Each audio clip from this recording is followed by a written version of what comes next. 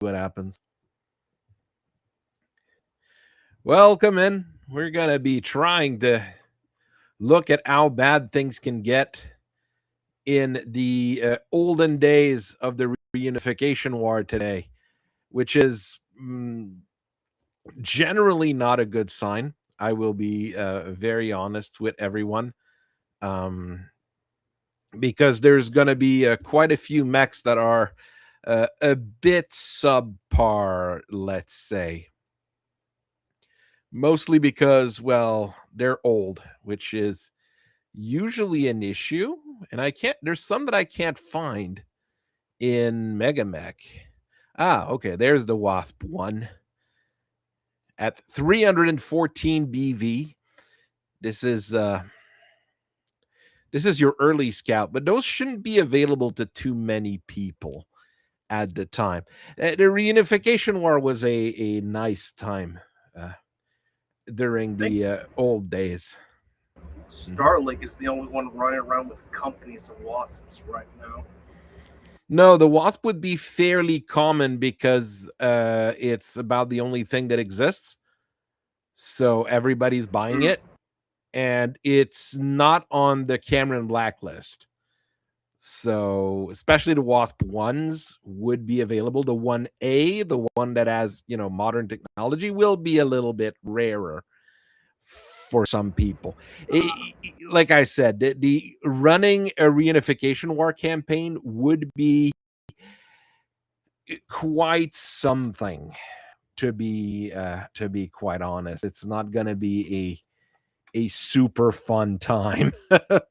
I got to live vicariously in a immersive war game, and that became a slugfest fairly quickly.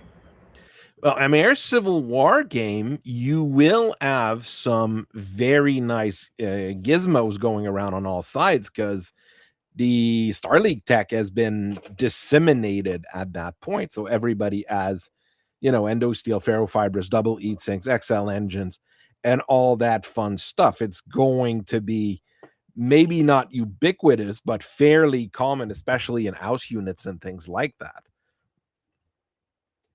While if you're running Reunification War, the Royal SLDF and the Terran Hegemony is probably going to have a few very nice gadgets, and everybody else probably won't. We'll go with that. Good evening, everyone. People are slowly getting in. We're just going to look at all the sides here of the conflict, at least for the units that are available and things that are available. The biggest problem is that this is basically all we really have, is this Reunification war rats, and trying to guess by going through Megamech, trying to figure out what people would be able to have access to. And you have to look through like inner sphere non-standard, inner sphere standard, and every single thing, because I think all the primitives are in inner sphere and experimental. That's why. So things get a bit funky here. So the book is Historical Reunification War. I thought the tug that was on the cover was not a misprint, but an anachronism. But no, the tug is available during the Reunification War. It's an earlier mech than I thought. Yeah, the 11E base model. Yeah, the 11E base model, which would be a absolute monster in a Reunification War game. Oh, are we talking about the better Warhammer? Well, the thug during a Reunification War campaign or game, this thing is like, it'll be undestructible, basically. That's like rocking up. That's like rocking up to Succession Wars game night, and your list composes of a Timberwolf and a Warhawk Charlie. Yes, basically, you are playing in a different playing field than everybody else, especially as some people will still be running the primitive mechs. This thing is like Starleague Era tech, right? You've Should got have double case. heat sinks. It by has then, I 18 think. double. It has too many double heat sinks, as any Does good it, Shane? tugs will be. I The mean, cool thing, in any other circumstance, I'd say, yeah, it has too many double heat sinks, but the level of combat you're expecting to get into as a thug driver, henceforth a thuggy, is that you're expecting your heat sinks to be crit padding and to take that damage and to take some to engine hits every once in a while. exactly. So it's actually a good thing, I would argue. Goonhammer, High Valk, and Peregrine and Jack Hunter and all you little fruitcakes over there. I would actually argue that being oversynced is a good thing for the thug because you're going to be taking engine hits and all those internal hits to the point where all those extra heat sinks are now going to come online and come into The play. the thug dies of full engine critical or head capitation. We do not. There's nothing else that will kill it. You are right. We do not eject. We do not flee. I will fight until I die. Like everyone talks about, oh well, hunchback drivers, they're just crazy guys who just want to get into the melee with their AC-20 and Thunderbolt pilots, they're driving in their great 5 minutes later granddaddy's war machine, and it's just a solid design. And Black Knight commit drivers, they're not drivers, they're commanders and they lead from the front. What about the thug pilot? Oh, he disables his auto eject feature because he's either walking off the battlefield victorious or he's dead. Well, I mean, you've got case. You don't need to worry about the ammos really going anywhere. I still think 18 doubles when you have, if you add the ERPPCs like 111 EBs, yeah, then it's perfectly fine. But on 18 with twin regular PPCs, you're still a little bit oversync, but where would you put that tonnage anyways? More lasers? Then you need the heat sinks, 18, right? 18 singles, 2 18 ERPPCs, doubles. that's 18 doubles. 2 regular PPCs. That's only 20 Royal heat. variants. The Royal variant is 2 ERPPCs. That one I fully understand why it that's would have 30 heat. Yeah, I mean that would be perfectly reasonable. You say 36, so you are padded to all L here. Well, when I started spewing my verbal diarrhea as usual, I did say, "Oh, it's the better Warhammer." It is because the thug is going to go 2-barrel, 2-barrel, 2-barrel, 2-barrel, 2-barrel from the moment of engagement until he's either dead or the battle is won. And whereas you've got Warhammer, 6 tons more armor, something like that, than the Warhammer. That makes a big difference. A bigger kick, and you can actually punch with it because you actually have hands. Yep. So I mean Warhammer, I would say through the list we have, the rats we have for Succession War. Yeah, if you're asking about how many warships can you take, it's like all the warships. You just bring as many warships as you can possibly imagine. This is the only war where you can really do that. It's like the Taurians have more ships in the Age of War than were present at the Battle of Leyte Gulf. By the way, they're a major periphery power, but a periphery power nonetheless. Oh, I mean, it's not even funny how many warships everybody add at that point, which is perfectly fine. Everybody loves warships. So I mean, I will start with one thing with the another thing with the Reunification War. Not start with it because we've already been talking here. One thing about the Reunification War, once you get into it, it's one of the rare wars in Battletech which has appropriate scale. Let's say it's 20 years of people beating the ever-loving shit out of each other. Whoa, that sounds like the War of the Roses. No, that sounds like the Global War on Terror, but maybe a little bit, less. This book was written during the Global War on Terror. I was in high school fast, and everything's a false flag, and everything's a It remains to be seen, but maybe Ukraine will turn out like that. Ugh. I mean, it's already been a slog over there. Like what, 5 years now? Yeah. I mean, I lost count. Less than a snail's pace because a snail would have crossed Ukraine by now. whoa. There's snails that are in.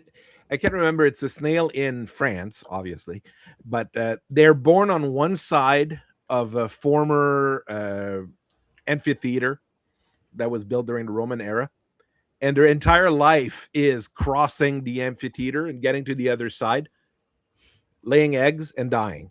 And then Well, how can they a do the snail get opposite. anywhere in France when France is occupied by these people called Frenchmen who have a proclivity to just snatch them up and eat them? Natural predators. Natural predators, yes. I was gonna say it'd be kind of hard with the amount of trenches in Ukraine right now. poor snails. Thing is, snails, like I think I said that on the Discord about snails. Snails are delicious because of the amount of garlic butter and cheese that you put on it. Then That's you're just about it. eating garlic butter and cheese. Exactly. Details. I've it's I've like been a little shrimps. absent. Oh, dude, I fucking murder shrimp, dude. I don't give a I mean, fuck. it's in the same kind. It's in the same kind of family. I mean, it's different in Americans. You're probably going to be confused if you eat it, but it's Do the not same insult kind my of thing. shrimp. Do not insult my Shrimp. shrimp. Tasty My- land I'll bug. murder them, dude. I put them things. Do not let me go on vacation to the Gulf of America and find the place with the good deal on a shrimp boil, where they just Oh, spread it out yeah. on the table. No, Dude, Oh, I yeah, will boil. massacre them. You, I have the. you come I on have the down. same. I Come have on to down say, to the bayou. We could get you set up real good at.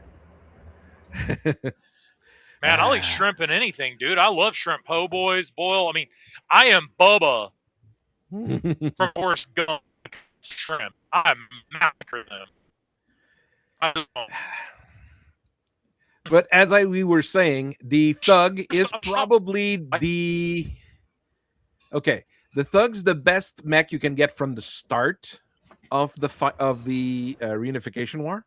Highlander. Oh yeah. Then you can get the Islander near the end in 2592. You don't get the Details. Islander early on. You get the Islander at the very end of the fight. Do we get So- Black Knights and Stalker, Flashmans? Black Mags, yes. Yep. Flashman, no. Flashmans, you don't get. Jeez, that thing's late Star League, actually. But you do Galahad. get you get Amarants, guillotines. We'll go through the mechs. We'll go through the mechs in a second. We'll go and look real quick.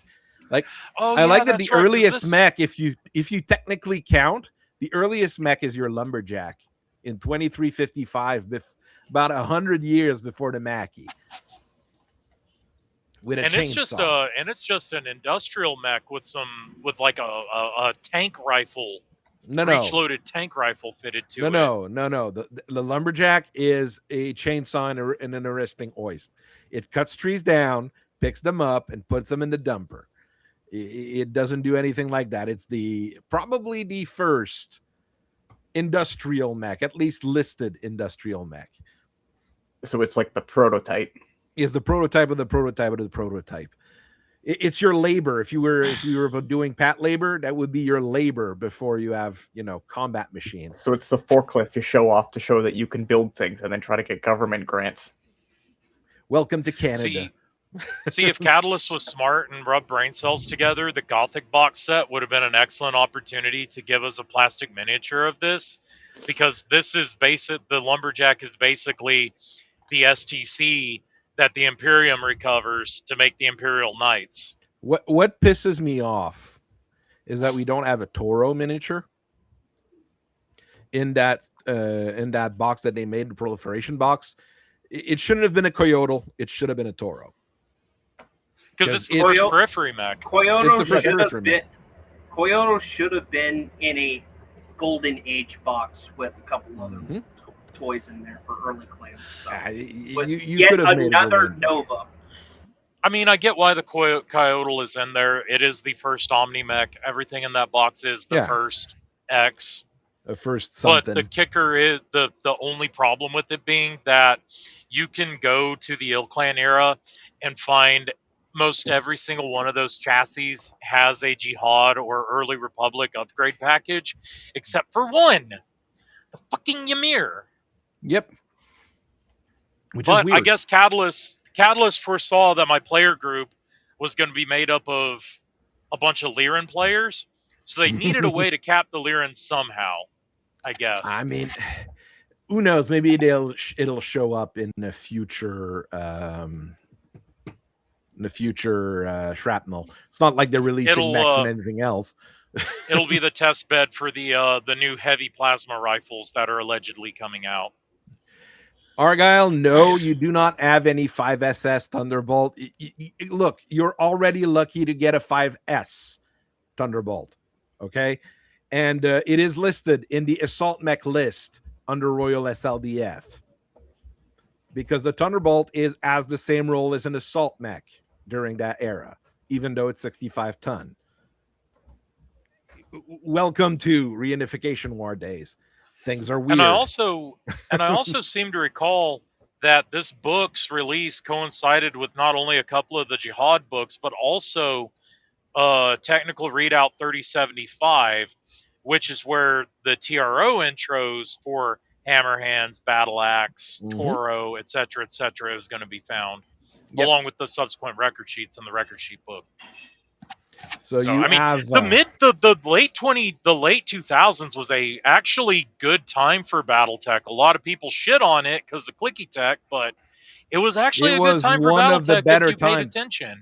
It was one of the better times for Battletech because they were experimenting with stuff. They were bringing out all sorts of weird books, and that was fun and then very different than now. And they keep calling that particular era the Dark Age, not just because of the game, but because of how things were. But no, I think it was probably better than what we have now. Yeah, Nothing got released. My brother in Christ, the entirety of the Total Warfare line of books was released at this time. The Jihad books were released. We got like 2 or 3 TROs. Yeah, 67, 75, and 80 something. The late Jihad, early Republic book. Age of War, both of the Star League books, Brushfire Wars. Like, we had a lot of good content back then. And clicky tech, if you were into that start. That's where I got my start. Well, I mean, it's not a bad start. So let's have a look at what's available to... Okay, I'm going to let... Well, no, there's not that many people in chat, so I can't ask chat to decide. If we had like 200 people, I'd drop Can we please get one like so we can help ATN and his family out? Can we get one like? Just one like on the stream. Please, just one like. That's all we need. What do we have? We'll start with the Terran Gemini, not with the Star League, because they've got a fancier list than everybody else with 12 units. Everybody else got 6. And have a quick look here. You are going to have your Wasps 1, which is the original Wasp, which is not very good. You've got 37 points of armor, which is, a little bit less than a regular Wasp. You got a medium laser, so you got about the same thing as a regular Wasp. You're slower at 585 and using the same engine, but that's because it's primitive. And, your jump jets, you have to do a piloting skill every single time you jump or you crash. Is that what primitive jump jets do? Yes, that is what primitive jump jets do. And they wanted to give these to newbies? Of course they did. Well, not really. No, the newbies were in Mackies. It's already hard to pilot too? Oh, yeah. The hard to pilot is because it's like super fancy and super modern. And like the 2 mechs with jump jets at the time is your Wasp 1 and your Griffin 1. Griffin 1 being a 60-tonner that goes 463 with a prototype PPC, which generates 15 EAT for 10 damage at PPC range. So it's a bad PPC. Look. Okay, wait. Hang on. Are we looking at these from the point of view of modern times, Ilclan era modern times, or are we looking at these from the point of view of the era that we're in, which is this is all we've got, we got to make it work? No, that's the problem. These things are already primitive. Yeah. By that time, because by 2499 you have the guillotine. The guillotine already has case and endo steel. Yeah, there's Guillotine not a goes for primitive. 6.4. There's not a primitive guillotine out there. Nope. Even the Warhammer doesn't have a primitive Warhammer, and that thing's 2515. So that's 60. The war starts 60 years after the Warhammer is on the market, and the Warhammer and the Thunderbolt and the Stinger, all those things are on open market. Everybody that has the money and anybody who has the intestinal fortitude to build a mech unit is able to buy them. Of course, there has to be some on the market. That's another problem. It's not like you're going to be able to buy them because people are snatching them up quicker than they're being built. But for the non-periphery powers, those things would be like the original Abrams versus the modern Abrams. Is that a good example, I guess? Or a Pathan versus an Abrams? The new Abrams maybe versus the one they made back in the 80s? The 80s. Maybe we can say comparing the XMBT-70 to the modern Abrams. Mm-hmm. Like, XMBT-70 was revolutionary and all the funky system it has. I won't go into it, but ultimately it was too expensive, too hard to maintain, and it was better to abandon the concept and go with a new one. And then we get the M1 that we know today. Or maybe one of the late M60s where, that's nice, but it's still an analog fire control, and it's still only a 105. Exactly. And you still only have a steel hull. And so, that's nice. But it's not going to be enough. New one. Army's just now getting the newest one with the other weird stuff, the Abram X, whatever. The problem with Argyle, what you're saying, early Sherman versus the Korean Sherman, that's not enough of a time difference. What Sherman? Yeah, well, which Sherman? Which one? The ones built by Rock Island? The ones built by Baldwin? The ones built in Canada? But if you look, the problem with looking at the Sherman's production life was what, 10 years or so? Something like that. For the Wasp, between the original Wasp and the Wasp 1A, which is your modern, we'll go with modern production model, Wasp 1A, it's in order here, so it'll be at the, where is it? Where are you, Wasp? Oh, it's in the introductory box. That's why. I was looking at something too fancy. 2471. That's why I don't like Megamech. It is hard to search for units on Megamech if you don't know what you're doing. You have to look at the right technology level. So your original Wasp was 2464. The production Wasp, which has been used since then, 2474. So yes, the Sherman would probably be a good example of that. Or T-34s, yes. Something within like 10 years, 15 years existence. You start with something that's got a 75 cannon, welded steel, etc., and you end with something like completely different. You still call it the same, but it's beyond the capacities of what you would expect the original to have. But it's not that big of a difference in BV. 314 for your Wasp 1. Wasp 1A, 384. But you've got more armor. You're faster. You've got that SRM2. You don't crash when you jump. Yeah. I think it's a little bit better. The development of whatever we're calling a destroyer. That might be a better analogy. The development of whatever we're calling a destroyer. Yeah. Yes, I want this boat with guns to go and destroy enemy torpedo boats, and it goes from a 300-ton vessel to a 2,000-ton vessel in a remarkably short amount of time. Battle Axe, another example of something that evolved quite a bit from a 3.5 kind of clunky thing to it would be in the introductory because not too fancy 4.64, the far less clunky thing with PPCs rather than large lasers. But as I'm writing something here on light mechs, I did say, like, there's a reason large lasers were really, really good. Large lasers were still able to punch through tank armor at that time. 8 damage when you'd have was the barrier armor rating of like 7? Yeah, barrier armor 6, 7, and 8 was like top of the line armor. Barrier armor 10 comes with battle mechs. So Because it makes a big difference. I believe the example for barrier armor rating is a PPC hitting a coastal cutter with a barrier armor rating of 7. Yep, and that can be make a big mess, but a large laser would make just as big a mess because it deals 8 damage. It isn't going to melt you down because you are limited to single heat sinks.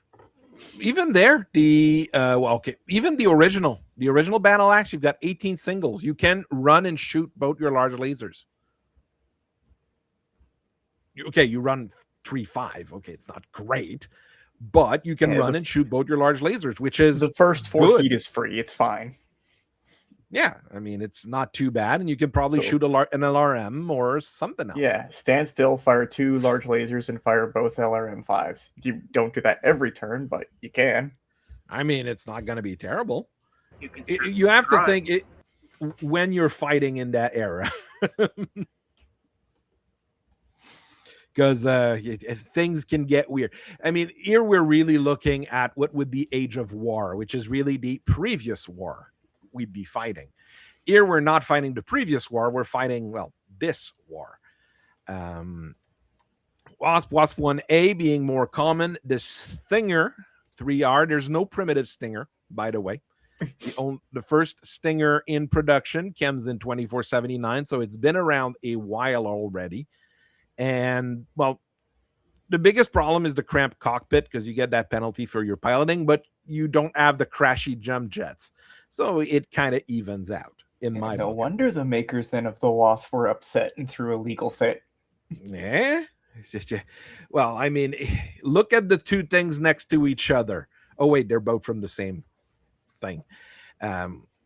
Honestly, between the Wasp and the Stinger, I honestly don't know which one I'd take most of the time. Context.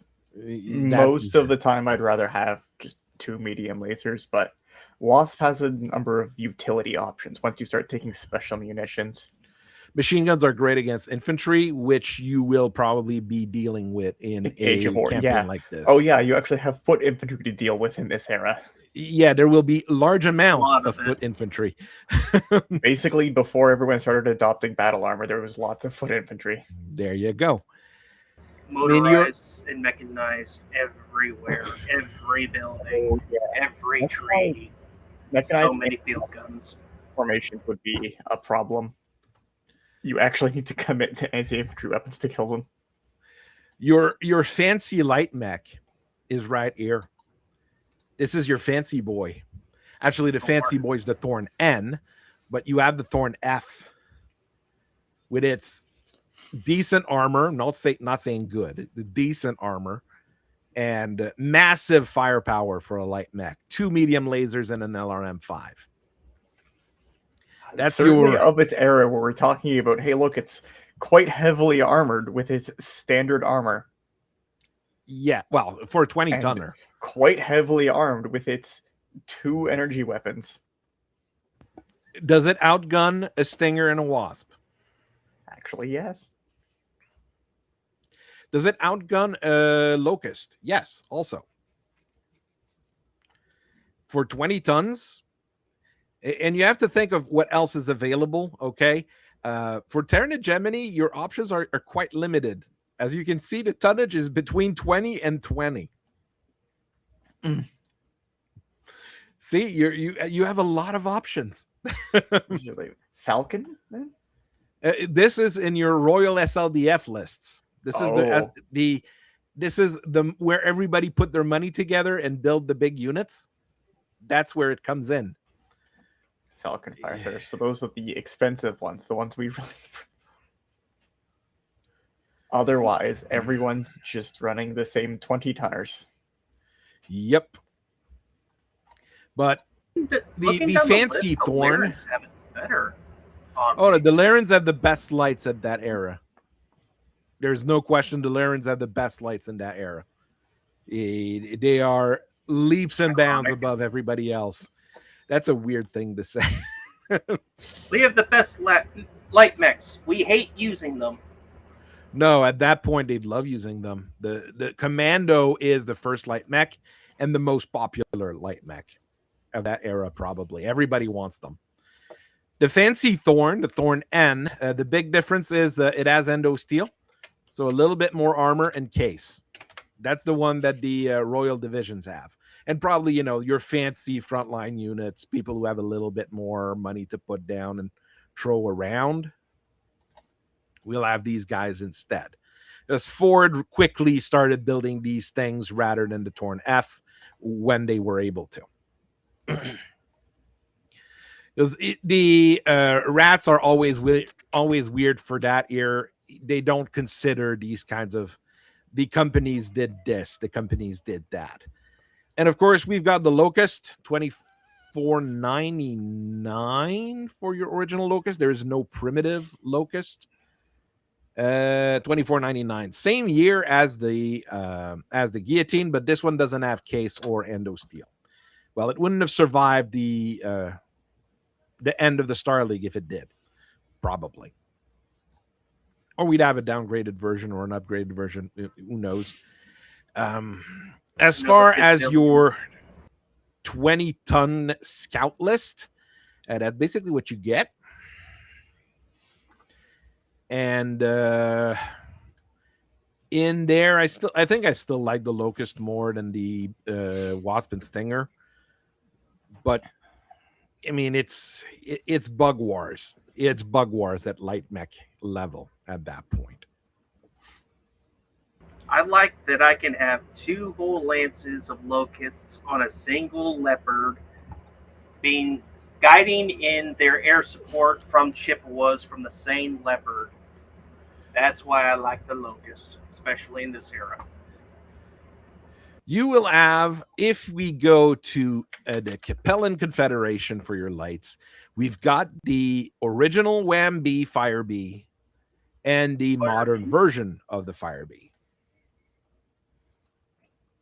35 tons, 585 large laser. Actually scary. That's okay, a 3071. Yeah, that's a super fancy one. The large laser 4 SRM2s with 2 tons of ammo, which is always going to be 1 Inferno, 1 regular, is pretty good. It is a solid trooper. 585 is not too bad for a 35-ton trooper. It is going to run OT with only 10 heat sinks. So jumping and shooting your large laser is generally not recommended. It fits well into a medium lance. It doesn't really want to be in a light lance because it's a little slow. But cram it in with your other lights, maybe. But this thing is meant to kill tanks with 4 SRM2s. You're going to be bringing Infernos. You're going to be cooking tanks left, right, and center. So, yeah, you have 2 tons of ammo, so you can bring 1 specialty ton. That's what it was meant to be. That's always what the Fire B was meant to be. It had to be a ton of specialty ammo and a ton of regular ammo. That's why it was called the Fire B to begin with, because they wanted it to put things on fire. The primitive one, which is still available at that point, and is available in a few other periphery lists because they get stolen and repurposed, the classic. It doesn't have a large laser. It has an LRM-5 instead. I am less inclined to think that's great. And it doesn't jump because prototype jump jets would be too risky on those things. And it has basically the armor of a 20-tonner. So this one here, far riskier. As long as you're standing behind something important. Okay, I got a hot take, and it's definitely wrong. This thing, it's not its own mech. It is a primitive Wolfhound. They just swapped out the SRMs for medium lasers instead down the line. because it feels like it fills almost the exact same purpose, just with different weapons. Especially that first one. Honestly, it does really feel like a wolfhound. You're quite right about that. A little slower, but it jumps instead. Yeah. A bit less armor, but not much. 96 is quite reasonable compared to the Wolfhound 1A, which would be your original 119. Okay. The original Wolfhound has more armor. So I get what but you're it's saying. available It's at that point. Comparable, yeah. I mean, what I don't understand is why Aus Liao stopped building it. It does say, I think, in the lore that the factory blew up or something like that, but it's not like there's anything complex. And then they built urban mechs instead. No. Why would you build urban mechs instead of a mech that's strictly better in every single way? This is a sad statement. But AC-20. Well, yes, you can stick an AC-20 on there. In 2582, you have access to the 4N Falcon, which is certainly a selection. Let's just see if I Here's your city fighter. Surprise 2 rear machine guns. Yes. But is it good? No. No. It's 30 tons, same armor as your Fire B. 696, so it's faster than your Fire B. Let's think like what is the comparable in that era, because the comparable in that era is not going to be a Wolfhound or a Jenner, because those don't exist yet. Phoenix Hawk, maybe Firestarter, like the Firestarter is the comparable. Jeez. Yeah, that's only a Lyran design still. No, a few people have access to it since it's sold through the Star League at that point. Coventry builds the true Star League. Just the regular A. Yeah. Flamers in this era, when you do know you're going to be going against infantry. And people with single heat sinks. And hey, 2 medium lasers, that's a good armament for this era. The Firestarter is your top of the line light mech in that era. If we look at our friend the Falcon, it does have narrow low profile, which increases survivability significantly. Having played enough games with it, now we know that it is good there. It shouldn't be running OT with 12 heat sinks, even jumping and shooting everything. But shooting everything is 2 small lasers and a medium laser, so it's not like it's, it's not like it's much. But it has ANS, and it can work around the base, and it's fancy. Yeah. It was introduced during the Reunification War, so those rear-facing machine guns, there's probably a reason for them. I was about to say all the machine guns are rear-facing, so it's just like, You expect infantry to attack from behind. No way they would be facing you to the front. Because it's Capellan, I will agree. It's like having an IS-1 with the Dishka sticking out the back.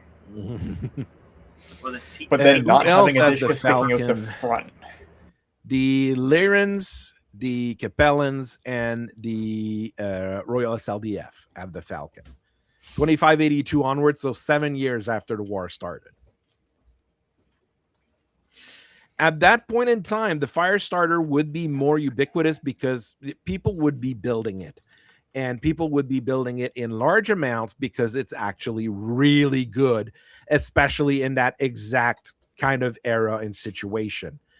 It's decently fast. It's well armored.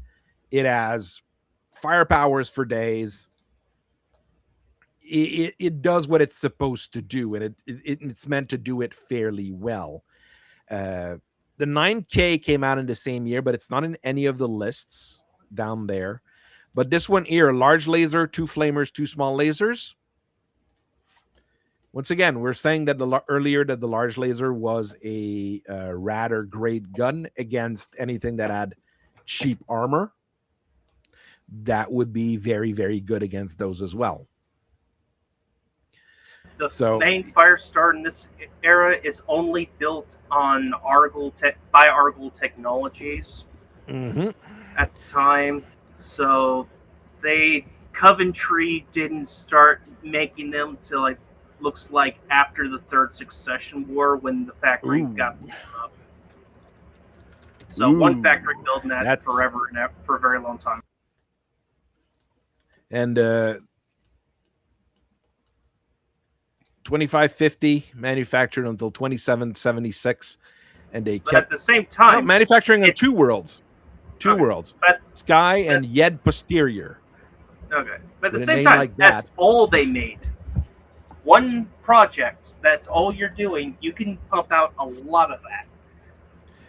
Like the only thing we ask you to do is this, and keep doing it. And it is the superior light mech of the era. The other one, the Commando, being your first light mech. Most of the people will have the 2D because that's the one that stayed in production. The 2D is the more common production model. So that's your regular 10 tubes of SRM medium laser Commando. Because it was the 1D that had those problems with it melting its own arm off with that large laser. Yes, but 48 points of armor is not enough. That's really where I think the problem with the design is. It's the lack of armor. But a large laser in an SRM6 on a 6.9 mech is quite decent. I don't think anybody running the 1A. The Lyrans still have some 1As floating around. Outworld's Alliance, Rimworld's Republic. Obviously, those people just steal them from the Lyrans. Your 1A is, well, a large laser on legs. It goes 5'8". It has a large laser and not very good armor, but I mean, it's the first light mech, so people were like, well, that's a new idea. And it's still more than the Wasp. So this is a odd duck, but you're going to see some if you run Reunification War, and I don't think it's terrible. It's not great because of the tech level, but it's really not bad. And as we said here, if we look at the Lyran list for your lights, you've got the Commandos, you've got the Falcon, the Firestarters, the Wasps, and the Locust. But it's the bad Wasp. You've got also the bad Commandos. You got 2 primitives and 1 fantastic and a few okay mechs. So it's a bit all over the place, let's say. The Trooper is not available to anyone from what I see. Because OG Flea. The OG Flea, because nobody bought it because it was terrible.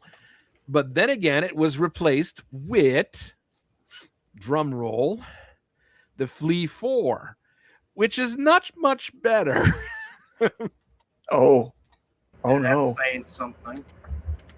6'9", 32 points of armor. So you've got more internal than standard armor. So you internal tank. Everybody that played EVE Online knows that this is a bad idea. You do have a large laser. 2 small lasers and a rear-facing flamer. I mean, the Merricks had decisions, and they made that one.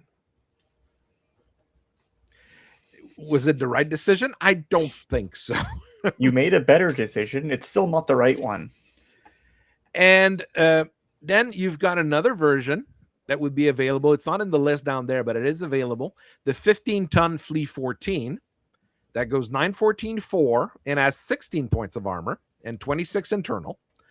And a medium laser. That is indeed a choice. You could do this. It is a choice that was made by someone. This also didn't sell. So at least we can say that this model you probably wouldn't be running. Leaguers.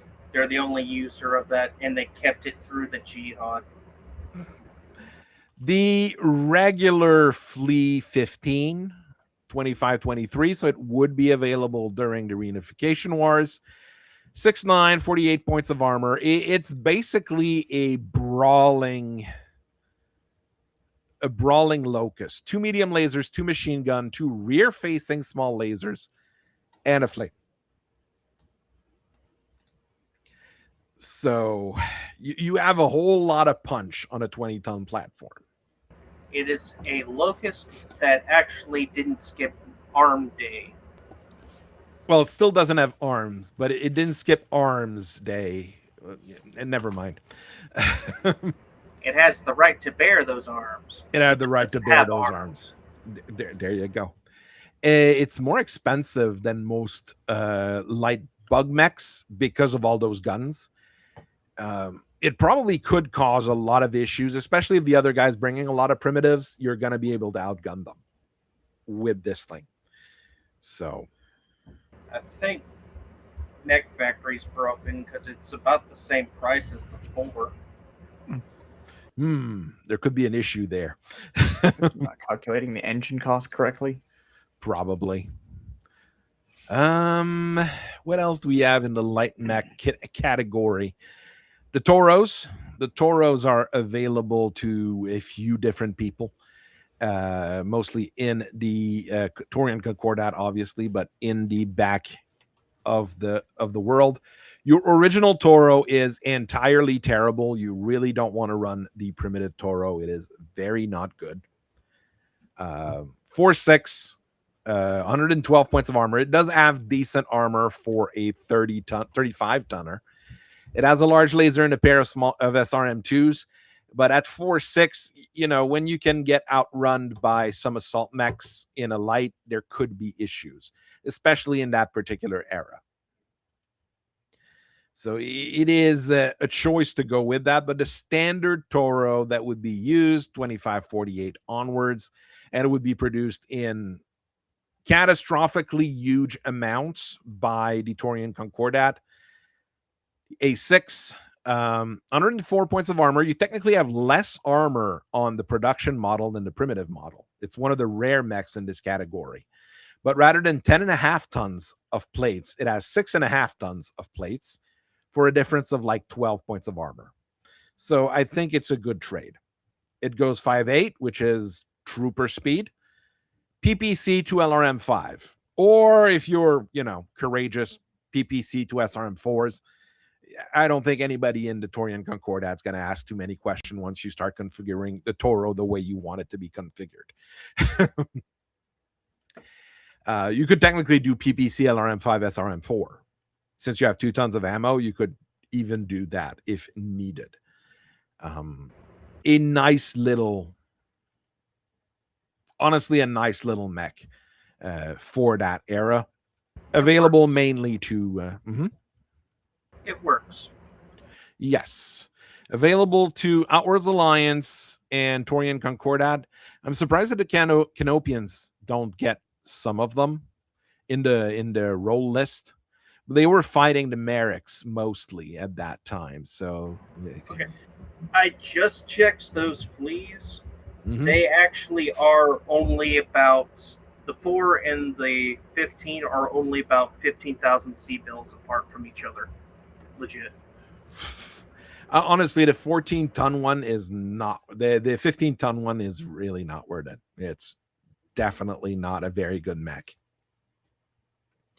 Kind of sad, but this is what it is. We in the olden days, you get what you get. Do we have anything fancy in the SLDF list? And everything that we've covered is in there. Medium mechs, you have a few weird things popping up throughout. The main thing is that you're going to see some primitives show up with weird things showing up. The Griffin 1A at 60 ton, we did already discussed real quick with a primitive PPC and bad jump jets and all that good stuff. Kind of a bad pick, but they enter it in the medium list because it is meant to behave like a medium. Kudo? That's primitive. Which one? Kudo? Kudo? Never heard of that thing before. Kudo is the first medium mech and the second mech to ever enter production. technically. It's still the only version you'll have is the primitive one, which is a thing. 45 tonner, 4.6, kind of slow. 101 points of armor, not a whole lot. An LRM-10 and a large laser, which is meant to support the Maquis, the Emperors, and the Banshees. That's what it's meant to do. It's your original Centurion, kind of, sort of. Yeah, original Phoenix Ox Centurion, like put all of those things together. And at this point in history, these things are all antiques, and they're probably going to be thrown just to, fill in ranks or have them blown up to be replaced by something better later on. The modern Kudo came out after the Reunification War. And this one has an ER large laser, an Artemis LRM-20, ferrofibrous endo steel, double heat sinks. Like this one's more of a threat. And yes, it would be your original like Centurion kind of family mech. But this is not what is available. What is available is something a little bit more primitive. You have the Shadowhawk, both the more modern, the basic version. Your basic version, 2467, it's still a very early mech for the primitive one. It has tons of armor. 150 points of primitive armor is massive. 463, because jump jets are dangerous still at that point. And, an AC5 and a medium laser on a 50-ton mech. Sorry, the original Shadowhawk is 50 tons, not 55. So we can see that there was evolution between the design, but not for the jump speed. For the jump speed, that remained the same. It remained at 3. And this was the one. It had so much armor that it blew out its own legs. Because it was the armor was too heavy for the body. Yes, but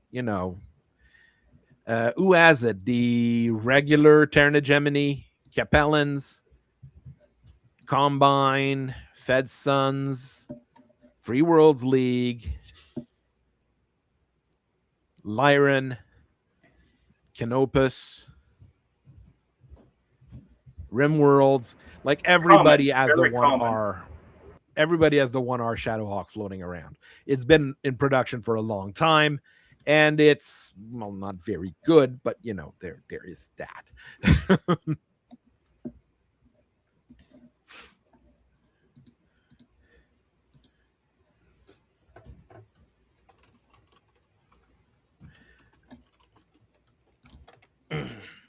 So is it a great thing to have? Probably not. But what you do have for the more fancy people, it's been in production for 25 years for the modern Shadowhawk. So it's been in production for a little while, but there's a big gap. Look at 100 years of production of the other one.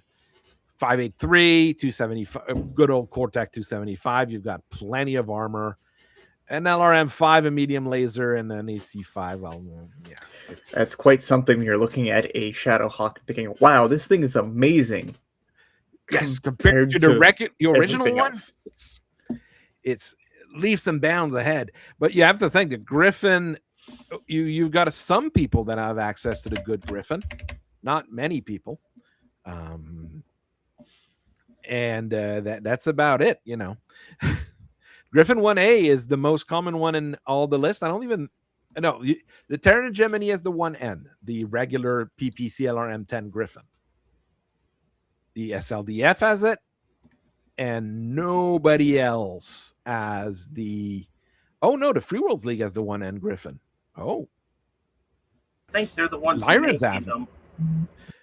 So the 1N Griffin is available in more places. So the Shadowhawk 2H is maybe not as impressive. Well, I don't know. Griffin versus Shadowhawk is more of a match than Wolverine versus any of the others, because the Wolverines, I think, is the superior one in the 3. In my opinion. It's just my opinion. Nobody try to gang up on me for saying that. I mean, I have my opinion on it, I guess. But if you look, you've got a few Griffin. The only person with the Wolverine, you've got in the Royal Regiments because they buy from everyone, and the Feds go correctly. Yep, the Fed Sons are the only ones with the Wolverine, which is, I think, the better of the three. Kind of a thing.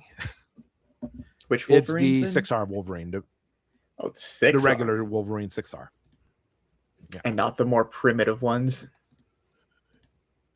No, because that one stayed in production for like 2 months and then was shifted over. Something like that. They oh no, the Griffin 6R is 2575. It started production at the very start of the Reunification War. Torians also have it on their list.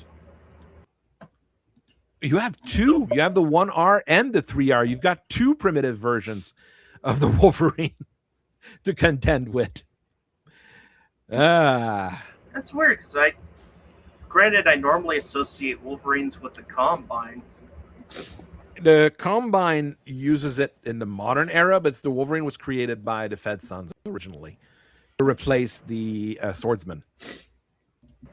Because the Swordsman was, yeah, it was a mech.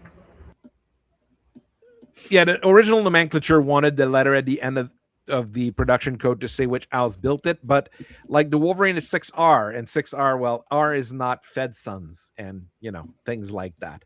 It varies a little bit, especially more modern when you look at more modern books like this one. So you have the 275 Mafia is already represented, and it shows up fairly well. But you've got the other member of the 275 Mafia in there with the Gladiator 4R. Yes, the Gladiator. Not the clan one though. The Inner Sphere Gladiator. That's the 5R. That's the really fancy one. That's the average. That's the one that didn't stay into production. Actually, none of the Gladiators stayed into production. The Combine started building these things, and since they got their asses kicked so much by commandos, they stopped building them. So that could be an issue. But PPC SRM6 2 medium lasers, 585. I mean, it's very... if it had stayed into production, it probably would have replaced the Griffin and more than likely replaced the Shadowhawk, because it is better than both those things by another margin as well. Compared to the Wolverine, about the same, I would say. So this one here is available to the Free Worlds League. The Combine, which builds it, doesn't have it. That should tell you how much they love it. And I think someone stole a bunch. The Outworlds Alliance has them, the Rimworlds Republic has them, and the Torians have them because, well, the Combine that built them doesn't want them, so they sold it to everyone else. I'm not a fan of what happened there, but it is what it is. At 55 tons, we also have the Dervish, but as you can see, almost everybody will have access to the Dervish 1S, which is the original Dervish, the primitive version.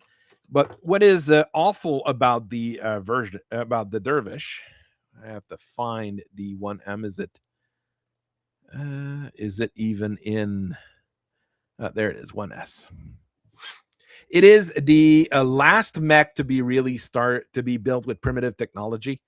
In 2520, like the more modern mech technology has been around for about 60 years at that point, maybe let's say 50 years at that point. This thing is being built to fill out regiments and put them everywhere. I'd rather take a hunter. There's a good chance I'd rather do that as well. 463 with primitive jump jet, so you're going to crash jumping with it. 107 armor is okay on a primitive mech, but you are not going to be facing primitive mechs with this thing normally. Right. But you do have your basic dervish weaponry. 2 LRM-10s, 2 SRM-2s. With 2 tons of SRM-2 ammos, because whoever designed the dervish hates the people who are going to be piloting the dervish, I think. They run and they explode. Now that I'm looking, Striker comes out way later than I thought it would. So yes. no wonder. Is it a great mech? Well, not really, but everybody and their brothers have access to it because that's the original urban mech, basically. That's the thing that we're selling as a militia mech to everybody. Well, it's better armored than the primitive LRM carrier. Oh yeah, no, it outguns. Like, it's better than a tank in most situations. 463 is okay. Ignore the jump jets, but I mean, 4.6 is the speed of a regular tank. I mean, it does decent job if you were finding other primitive mechs. But you're not going to be finding primitive mechs with this. You're going to be fighting more modern ones. Hello, Redter. How you doing? Of course, some people will have access to your 6M Dervish, 2 LRM-10, 2 medium laser, 2 SRM-2s, not very well armored. Overeats a little bit.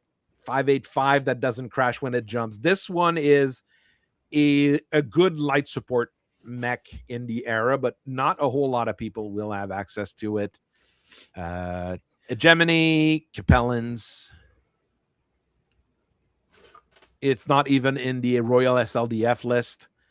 Combine. So, great at fighting primitive mechs, like, the primitive dervish. Yeah, when dervish fight each other, it's great. Or, when you're going to be facing the quasits that the Outworlds Alliance is going to throw at you. We're going to look at that thing in a bit, but the quasit is a thing, unfortunately. In the 275 Mafia, there is another one in that era, which is a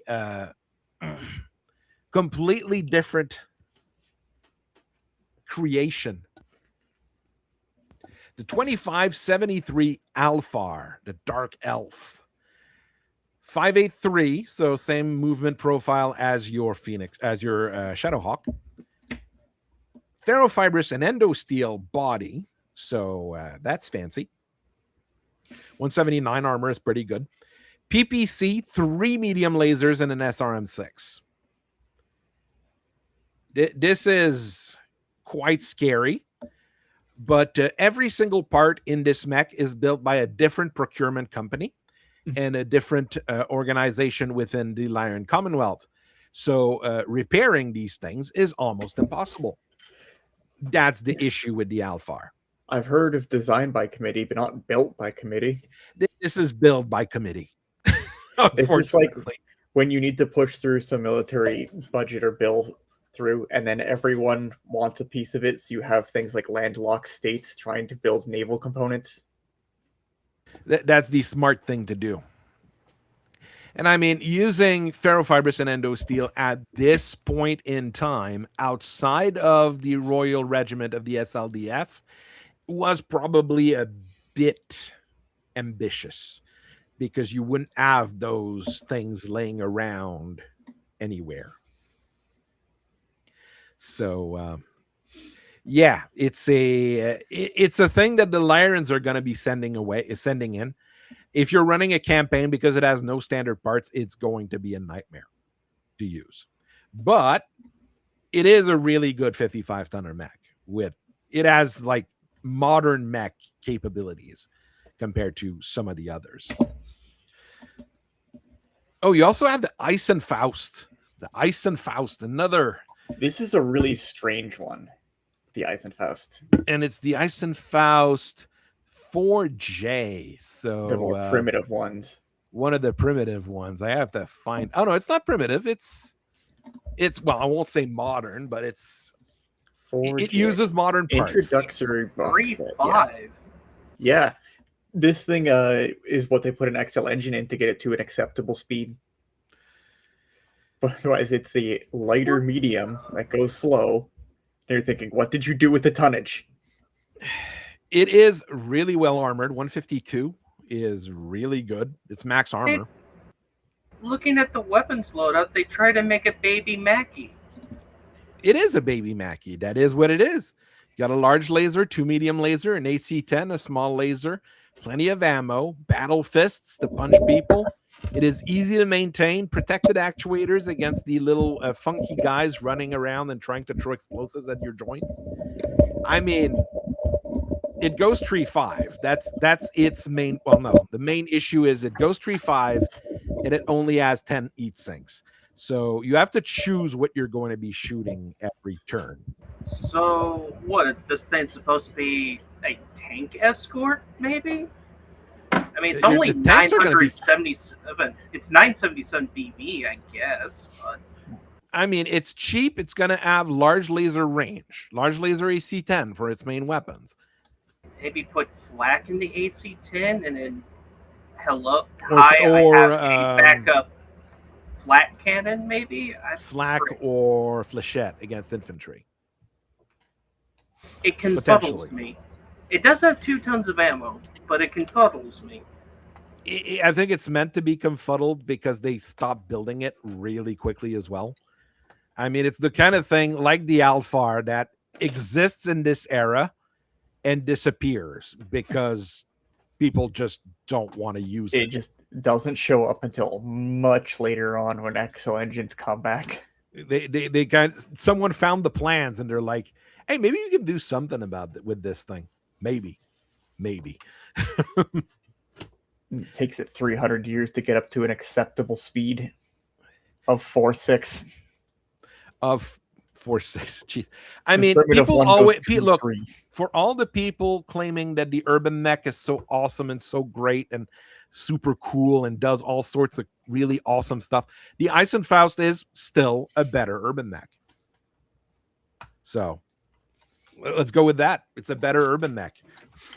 Okay, is that a good thing? No, but I'd rather have an Eisenfaust than an urban mech.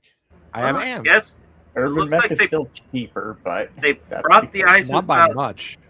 back, and I guess it confuddles me, but I actually do like the model for it. Oh yeah, the I model like is it. also cool. It looks like a baby stone rhino in a way. Yeah, baby assault mech. It's a baby assault mech. I don't think it's bad. I just think it's confuddling. Yes, that's the best word for it, I guess. It's out of its league. It's experimental in the age of experimental mechs, basically. The people are trying things out. You're gonna have some Scorpions. The Lyrans have them. The Free Worlds League has them on their list, and maybe one of the minor powers. Doesn't look like it, actually. Your basic Scorpion, 6'9", PPC, SRM6, not super well armored, which is sad for a quad mech. You wanted a PPC carrier? Here you go. Here you go. You've got a PPC on legs. It can crab walk. I mean, if you had to choose between a Scorpion, and because you said crab walk, I was going to say crab here. A Scorpion or a Griffin as a medium PPC carrier, what would you take? Not the primitive Griffin. Not the The primitive one-end Griffin, sure. Actually, yeah. which of these one ends would you take? There's a question. Yeah. Granted, at least with the Scorpion, if something does close, you have the SRM6, where the Griffin, you're kind of SOL if something actually runs up on you. You got 2 fists. Yeah. But I Scorpion mean- can donkey kick. The Scorpion can donkey kick. Scorpion is hard to pilot, even though it's a quad mech, isn't it? Or is the Yes, because it's the first quad mech, if I recall. It is a confusing quad mech. I don't think it's bad. I don't think the Scorpion is a bad mech, but it's because it's competing with all the other 55 tonner we've been talking about here. So, and it doesn't have torso twist, which Red's saying extended torso twist with some of the mechs. This one has a 0 torso twist because it's a quad. So, Well, think of it in a different role. Yes, it's a sniper, but it has that SRM, unlike a Griffin. So no, this isn't a normal sniper. This is your tank hunter. You pop the tracks out with the PPC at long range, and you close and you set on fire with the infernos. That's a way of doing it. Then we have the Quasit. Then we have the Quasit, which is another great invention because people in the periphery didn't know any better. People got sent to hard labor for selling this. And is it that bad? Really? But they sold it at Battletech prices. That's the problem. Actually, they probably sold them at double the price that's written there. 2.6 million C-bills? No. 5-6 million C-bills per unit. That's where the problem is. Upsell it 2.6 million. No, that isn't worth the C-bills. It's worth the BV. It's not worth the C-bills. I mean, 700 BV for a 5.8 mech, because the rest is, it's all mech level. Everything is at mech level except the internal. That's where it gets weird. That's another kind of context thing here. Heavy industrial armor is actually pretty good for this era. Yes, heavy industrial armor is good. It's comparable to battle mech armor. So it's not bad. Primitive. Exactly. It has bar 10. Okay, a medium laser, a machine gun, an LRM-5, an SRM-4. It does a little bit of everything. Oh, hello, Vulcan. It's a little bit slower than the Vulcan. It doesn't jump. The problem is the fact that it was probably sold as a battle mech at double the price, but as a thing that you're going to use to fight whoever is going to be showing up, it's actually not entirely terrible. I'm not going to say it's good, because at 45 tons in the same era, well, what were your options? The Heisenfaust? Well, that's not a great option. But Heisenfaust got a lot more punch for the buck. The Kudo's at 45 ton. That's available. You've got the Phoenix Hawk 1. Phoenix Hawk 1, the basic Phoenix Hawk. When does it come out? Yeah. So they're probably selling this Quasit at like the price of a chameleon. Something along those lines, which is probably what got them into trouble. Phoenix Hawk 1's been in production for 7 years. And I mean, that's a large laser, 2 medium lasers, 2 machine guns, not enough heat sinks. But it has command mech, which is really good, and it has improved comms, which is really, really good. So, because this is also the era where people are thinking, I can just destroy the command van. This is also the point where people like the Fed Sons are thinking we need to put our command centers somewhere where they can't be targeted and put them on like a submarine. The thing is, command mechs are meant for like when you've got operations in the front, so it's a bit different as well. So the Quasit is a thing, and if you're running Outworlds Alliance, you're going to be running a lot of them because like half your list would be Quasits basically. That's a bad sign, but that's what you end up having. Icarus 2, that's the first 40 tonner. And that's the modern version, because the primitive Icarus 2-2X, I don't think nobody's running anymore. It's the 1S the Free World League, the Canopians, and that's it. I have access to it. This is like the Clint. No, that's not the version with a T-Simp. No, Icarus, the 1S. It's like the Clint. It's in the same kind of family of the Clint. It's a slow Clint because it goes 4.64 rather than 6.96. Ugh.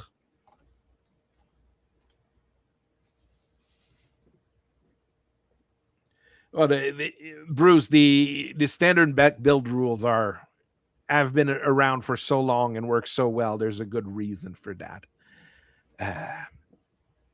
It is decently armored. It is slow at 4.64. Yes, It has a big gun with an AC-10, 2 medium lasers, and a small laser. I'd almost trade the small laser for more armor, but still, and it has improved targeting short, which is a good quirk. It's not objectionable. It's not objectionable. Everything else in the list that feels bad and wrong. Like, this is like average in many situations, which is a good thing to say. Until we hit the absolute, like, except for those few classic battle mechs that do end up lasting for a long time. The Thalos, which is another Torian product, and it's another replacement for the Centurion. It is technically the first Centurion in a way, because it's the first gunslinger. I needed to stay on the line, and I needed to move at a reasonable speed. 4.6, it's the same speed as a tank. It has an AC-10, which is your standard gun in a tank. It has an SRM-6 to untanks and a pair of LRM-5s to do LRM-5 things. I mean, at this point, there are still tanks running around with heavy rifles, aren't there? There wouldn't be many at that point. People would have replaced those with AC-5s on like Merkabas and things like that. It would be the AC-5 Merkabas and friends, which you would be seeing in these kinds of situations. So it is easy to pilot on top of things. So it's a Centurion that has easy to pilot and an SRM-6 instead of medium lasers. Yeah, I think that's a way of looking at it. I could see throwing teenagers into this thing. Congratulations. You are now a mech warrior. What? But this is the Star League. Yeah, this is the thing that the Torians were selling to all the other periphery powers, while the Rimworld's Republic were selling warships. So Torians are selling mechs. Toros and Taloses. That's a thing to sell. You have the Phoenix, not Phoenix Hawk, but the Phoenix available as well. With the That's a Rimworld's design. That is a Rimworld's design. Yes. There's the original 2474 version, which is primitive, but it doesn't have the primitive PPC. It has the modern PPC, unlike the Griffin. So it's got the better PPC. And it's got EM interference, weak legs, and poor workmanship. Oops, that's not as good. It comes back. It comes back for just a brief shining moment in the Jihad, but they didn't even bother to make it a modern chassis. They just gave it Thunderbolt missiles and said, "Have fun." But I mean, the Phoenix 3R and 4R, which would be your production models during the kerfuffle of the Reunification War, or War of Star League Aggression, depending on what you want to call it. PPC 2 SRM2s on a directional mount. 585 at 50 tons. Decently armored. It's going to fight your Shadowhawk Griffins, Wolverines fairly well. It's not fantastic, but it's good enough. But the only people who have them is the Rimworld's Republic. It's not bad, and that accounts for a lot in this era. In this era, being not bad is very, very good. The 4R AC-10 SRM2, not as good. I like the PPC version better. It has the heat sinks for it, yeah. It has the heat sinks. I mean, 14 heat sinks with a PPC 585. You can almost jump and shoot your PPC and not run hot. The Star League is technically Canada. The Fed Suns is technically Canada. Everybody's technically Canada. Unfortunately. Not your buddy, guy. I'm not your guy, buddy. In the Royal list, We've got the original uplight, the 4C, which is your bad uplight. There's a reason why these things were left behind. There's a reason why they built so many of them. Is it the 4A or the 4C that they put in? The 4C, which is your AC10 LRM5 too many heat sinks model. Oh, but the yeah, other the two, hoplite. But the other Isn't two that thing are in available? Isn't that thing available in the Intersphere Assault Lance? I'm sure the For some hoplite is a reason. very good assault. It's a very good assault mech. How much does it weigh? I bet it's an 85 tonner. 55 tons, and it's both the 4A and the 4C. They're the same mech. It's an AC. It's the internals that are different. AC10, LRM5. Not enough ammo. Shitty quirks. That's not an assault mech. But the 2581 4B version with an LRM15 and a PPC, I still argue is a good mech. Because the PPC LRM15, LRM15 PPC, 4.6, plenty of armor, plenty of heat sinks. This is very reasonable as a support mech, especially for, tanks, infantry, or anything in between. You could use this thing to support a thug. You could use this thing to support a tug, but you probably have better options, but you could. I would rather have somebody with anti-missile systems supporting and defending the thug. I don't think it's even available at that point, though. Oh no! Anti-missile system only becomes available mid Star League era, 26 something. Yeah. You have the Kintaro available from 2587 onwards. So you've got a Narker, because that's the Narc Kintaro. A Durfy Narnar. Which is great because you do have like archers, crusaders, catapults, Orions. You got plenty of missile boats available at the bigger range. There's plenty of mechs that have an LRM and don't want to be on the front line. So and there you go. Your friends are going to have longbows as well. So, it's the Kintaro's a very good option in that era. And they're the only ones with the Hunchback at that point. The Royalist LDF regiments are buying every single Hunchback that come out of the production line and uses them. So the era of the Hunchback has begun. And his back will be unched, keeping this inner sphere together from that point onwards.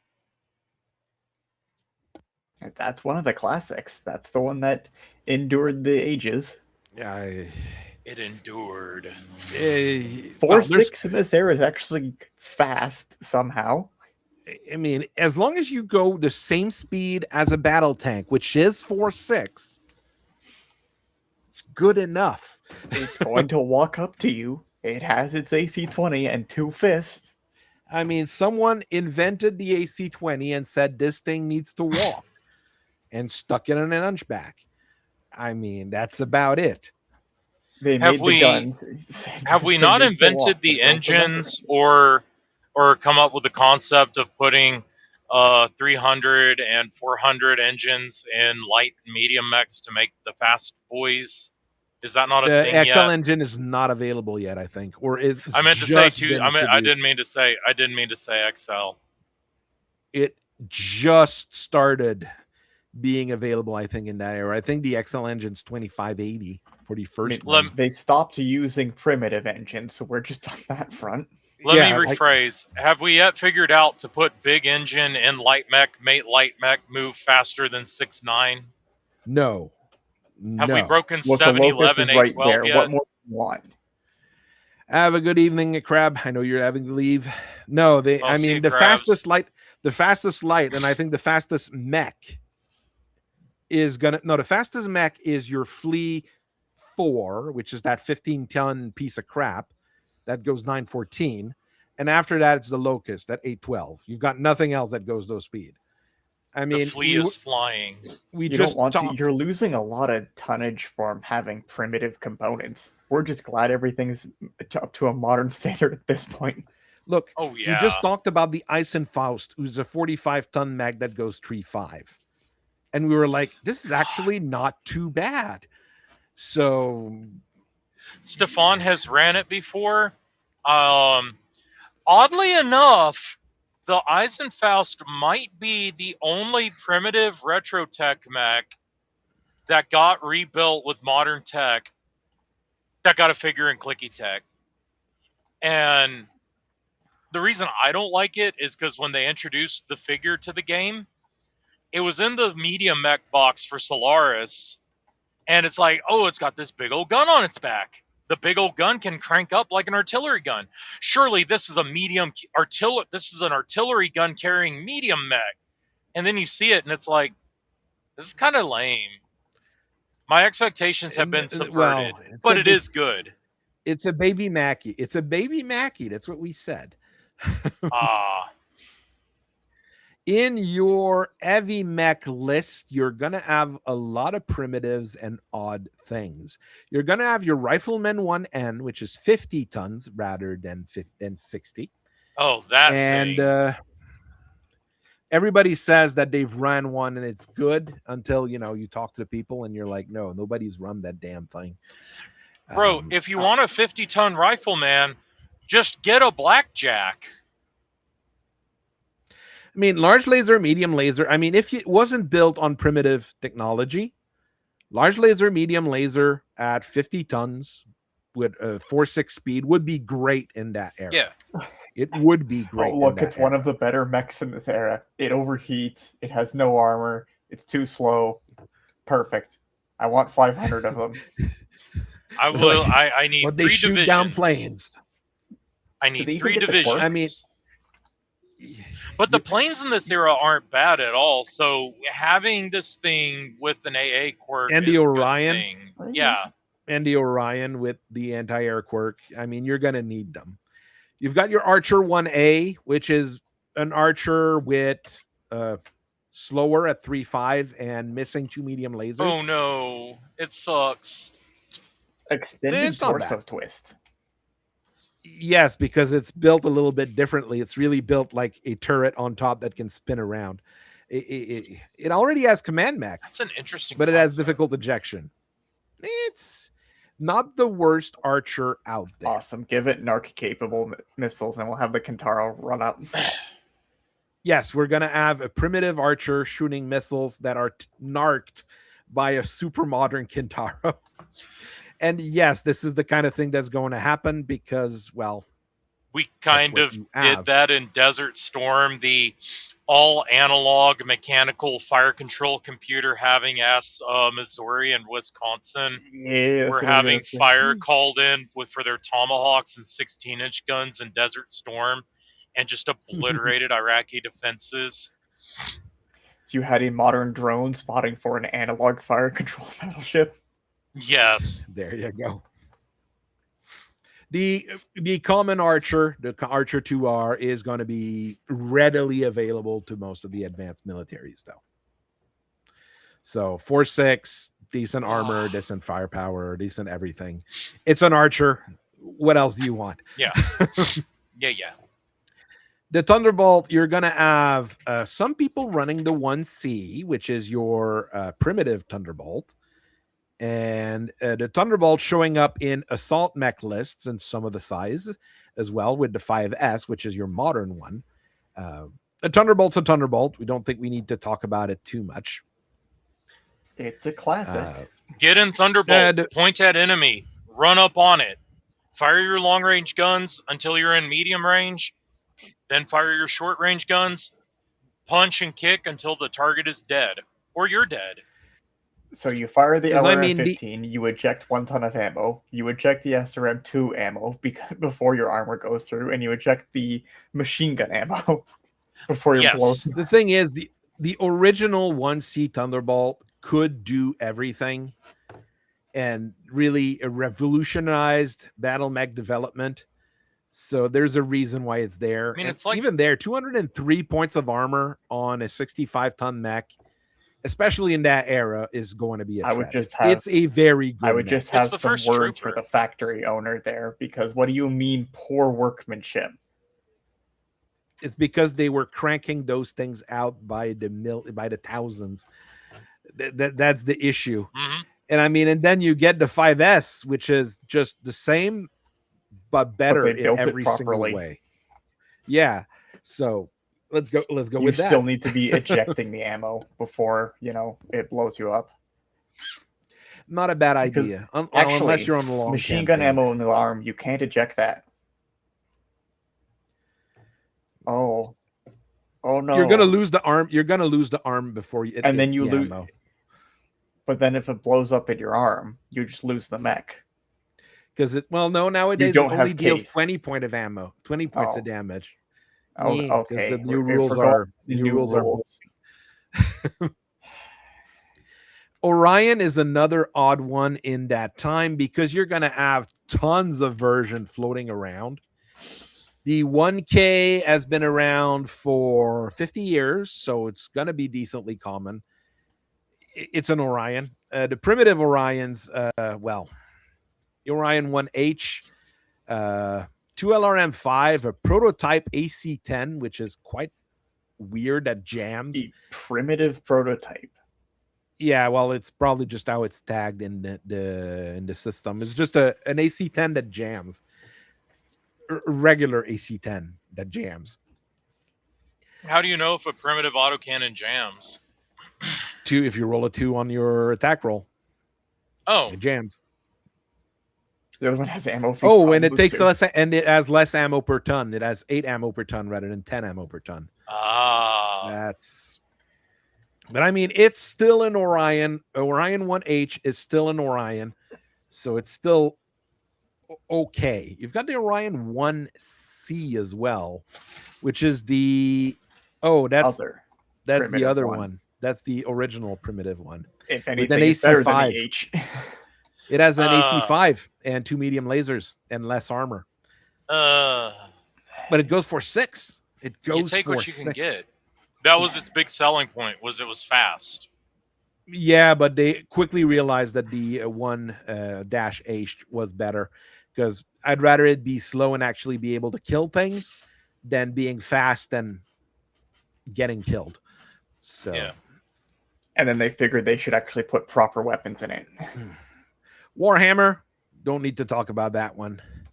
Ostwar is available to the Capellans and the Free Worlds League and the Outworlds Alliance, the Rimworlds Republic. We've got a lot of people with the Ostwar available. It looks cool, but I've never been a fan. It just seems a little underarmed and anemic to me. Not Ostwar, Ostwar. If I misspell it. Ostwar 2M. Yes, which is a primitive mech. That's an LRM-20. That's a first. LRM-20, which is decent. 2 SRM-4, which is decent. 2 medium laser, which is decent. It goes 3.5 together. It goes 3.5, which is not very good. You're going to be able to escort your Mackies with it. It's an LRM-20 carrier. It does have an LRM-20, yes, and it's easy to maintain, which is not terrible. And 187 primitive armor is not bad. It's not Thunderbolt level, but it's not bad. Like, you're running primitives. You remember that. You are running primitives. You're not running modern shit. So you have to worry about that.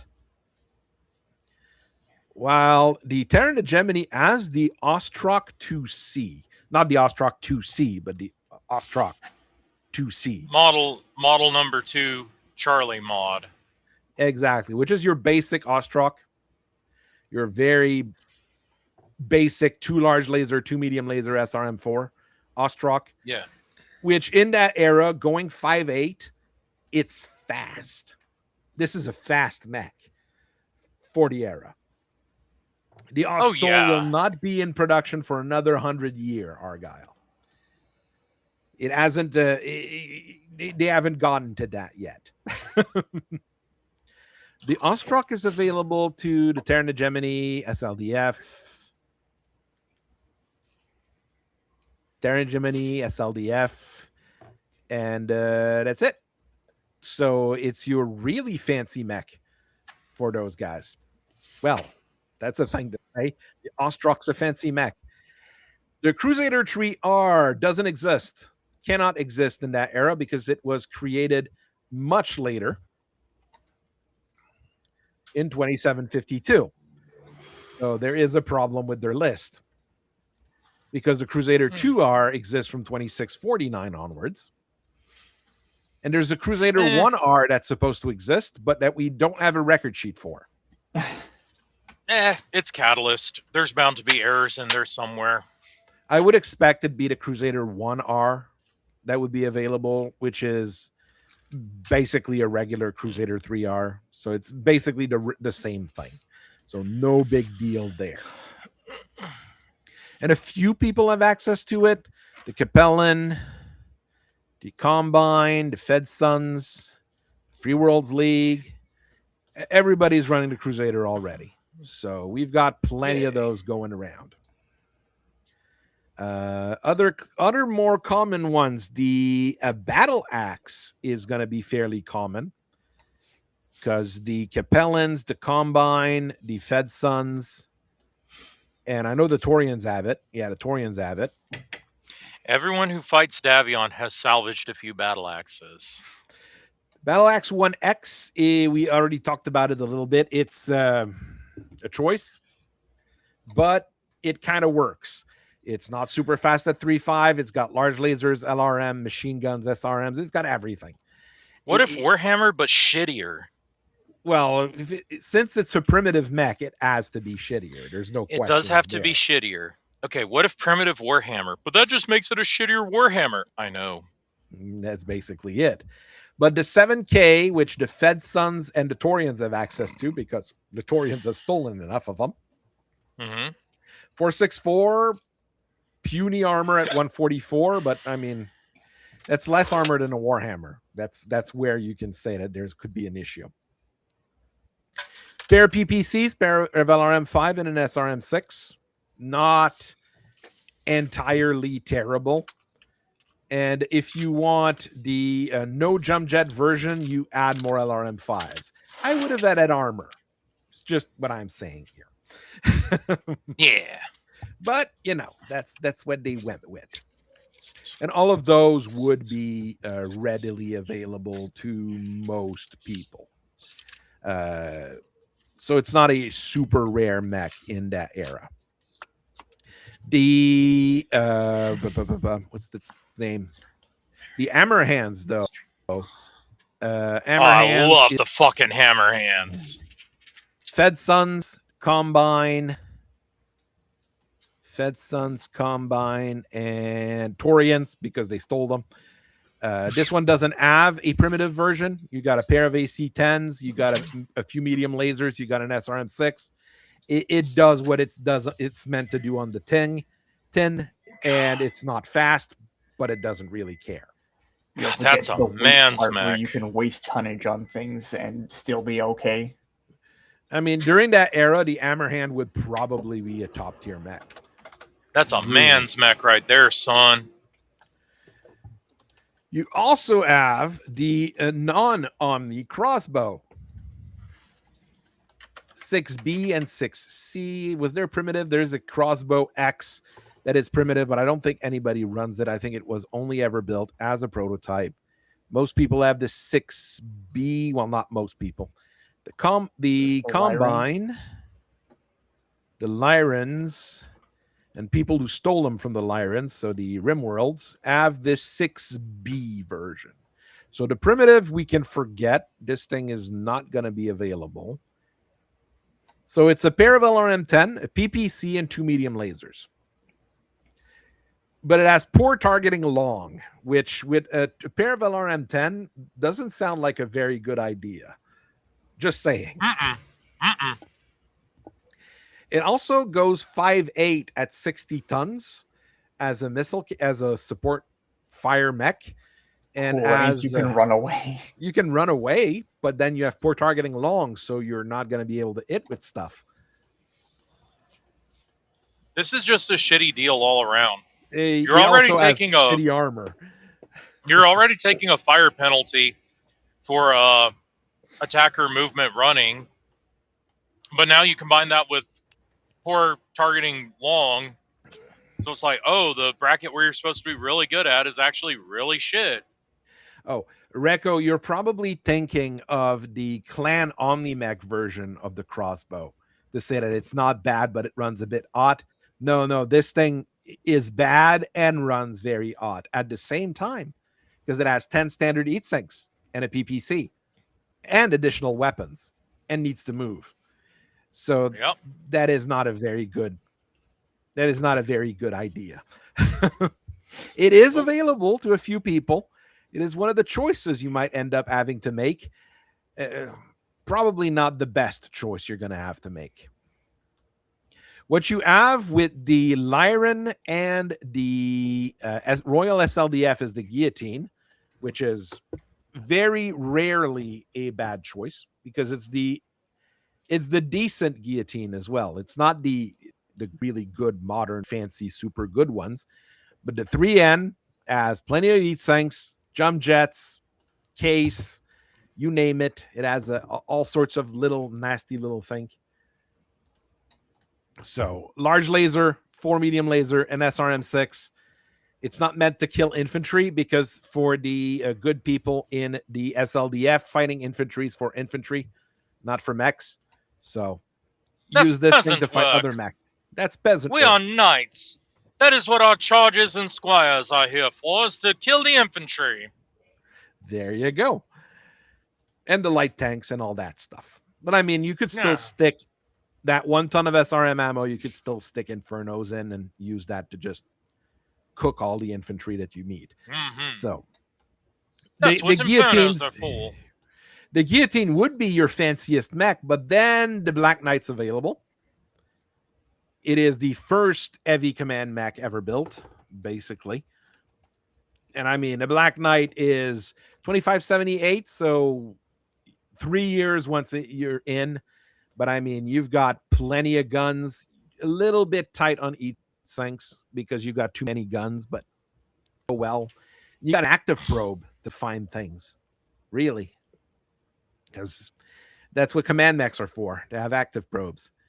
Ooh, you have the Galahad in 2594. That's a twin Gauss rifle boat, right? Yes, that is 2 Gauss rifles and plenty of armor. Not fast, but you know, it would be a monster when it gets into the field. But that's at the very end of the war. It's basically okay, you guys have all had your fun with these silly little mechs and these primitives and these in-betweens. It's time for you to all fucking die. Take 15 to the face and the center torso. You can't take that? Okay, moving on. Next target. Yeah. Like, Galahad rocks. There's a reason the clan... Isn't it that the clans take this thing and base the Sun Spider off of it? It's not the Sun Spider, it's the Glass Spider. Yeah. The Glass Spider. It's a superior anti-air mech, yes. Another anti-air mech that becomes available in 25984 is the Lancelot. If you want something with an XL engine, that's probably your first full production mech with an XL engine. And where's Guardsman Romano when you need him? I mean, in that era, moving 6'9", that's light mech speed. Not medium mech speed. That's light mech speed on a heavy mech. This Gucci. 2 large lasers, a PPC, and a medium laser, and you might not even run that aught shooting it. This thing is going to be just killing whatever it gets in range of, basically. The mech warriors who were assigned these things looked at the performance specs and said, damn, this is some gourmet ass shit right here. I know it's gourmet ass shit. I buy that shit. Thanks, Quartermaster. Yeah, basically, yeah. This thing arrives on the battlefield and just says to everyone over open comms, prepare for my arrival, worm. Like, look, when the enemy is bringing their wasps and you outrun them in the Lancelot because it's the primitive wasp, and you outrun the light mech in your Lancelot, you're like, bye, plebs. I wonder if Star League Warriors developed a sort of culture where they were like, you know what? I could run that light mech down and I could kill it, but honestly, that would be dishonorable and beneath me. That's for someone else to do. And I wonder if not only did they develop this mindset, but surely they wouldn't carry this forward into the future in their endeavors, would they? Oh, definitely not. More, I mean, there's no way that would happen. Inconceivable. W, don't ask Alpha Strike questions here. Most of us have never played Alpha mainly Strike. play Classic. What's his So Alpha Alpha Strike Strike question? List building on Alpha Strike, which I have no idea about. I'm sorry, bud. I'm glad you're here. Please make sure to like the stream. Every like helps ATN help his family and whatnot. But an Alpha Strike list. I know what it is. Put a you need Turkina to Z be able in. to do. Put a Turkina Z in it. Get banned from the tournament. No. Have guys that can do at least 5 damage at medium range. Have at least a 3-up TMM average across the board. Bring at least 2 guys with PRB or RCN, and yeah, do at least 4 or 5 damage in the mid-range bracket. There's your rough guide. The Crochet is available to a few different people, mainly the Capellans. That would probably mean the Torians have them. No, the Crochet. I think it's how you're supposed to say it. No, literally the only people who have the Crochet are the Capellans. Nobody else wants to touch that thing. And it's a selection. Goes 5'8" at 65 ton. It has really good armor. 12 tons of armor. That's more than a Warhammer. And it has an AC-10 and a pair of medium lasers. So it's isn't this one of those mechs that has a big mech that has a big gun for an arm? Yes. Well, it has a big bore gun. It has a big bore gun for the arm. The gun itself is small. Yeah, and it's a Capellan mech. It's a Capellan mech, yes. I wonder if this is going to start a trend of Capellans building heavy mechs that have big guns for an arm. Probably. Inconceivable. I mean, thunder, Jingao, lightning. Mm-hmm. Yep. I mean, it's not a. I would say you have to compare it to the Thunderbolt, unfortunately, and I think I'd take a Thunderbolt above it most of the time, all the time. Let's say. But I mean, it's not terrible. But I understand why it didn't stick around. Does it have more armor than a... Well, can we compare it to a Hunchback? Let me bring up the Hunchback. You have to think it's only one group has them, and it's the SLDF, and they buy every single one of them. It has more armor than the Hunchback, and it's faster than the Hunchback with a 10 class instead of a 20 class. So I can dance around. So you're going to dance around the Hunchback at range. Yeah, but during that era, you shouldn't, with the Capellan Confederation, you shouldn't be fighting the Terran Hegemony and the SLDF. You've been given a Koeshi from the Capellans, and you're a Taurian. You're going to be happy, but even the Taurians, your good mechs are the Battle Axe, the Hammer Hands, and the Warhammer in the heavy category for the Taurians. So, I mean, you do have good choices there, too. And a bunch of private gets put in this, and he's sitting here going, haha, when my AC-10 is at medium range, your AC-20 is not even at long range. Fuck you. And then Sir Lancelot appears and says, hey, heard you talking shit. Yo, what's up? Alepolis is not in any of those lists, but should be. It would be SLDF only. The 1H? The 1H started coming out in 2460. 2488, you've got the 2X, and the 2H is available for the Reunification War. That's the one with double heat sinks. It Back with a needed big them gun 'cause for that arm, artillery gun is Elipolis for hard. $2. You are 100% right. It is But the not a original. Capellan design. It is probably would only be available to the Terran SLDF hegemony is and Terran a hegemony. specialty. But I mean, This we're is talking large laser, sniper artillery, LRM-10, SRM-6, medium laser. It does great work. And the 2H, which would be available there as case, as double heat sinks, decent armor. I mean, it is It's a boss battle.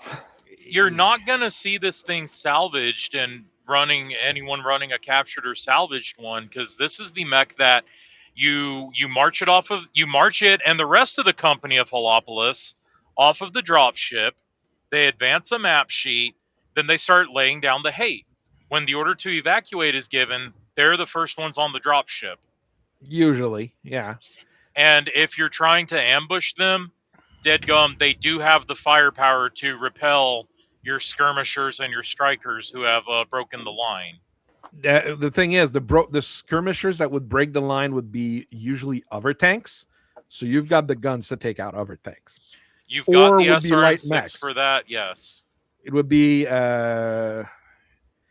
Stinger, Wasps, Locusts, sometimes primitive commandos. Thoros are too slow to be able to do that. The battery is just going to walk their fire along your axis of advance, as artillery does.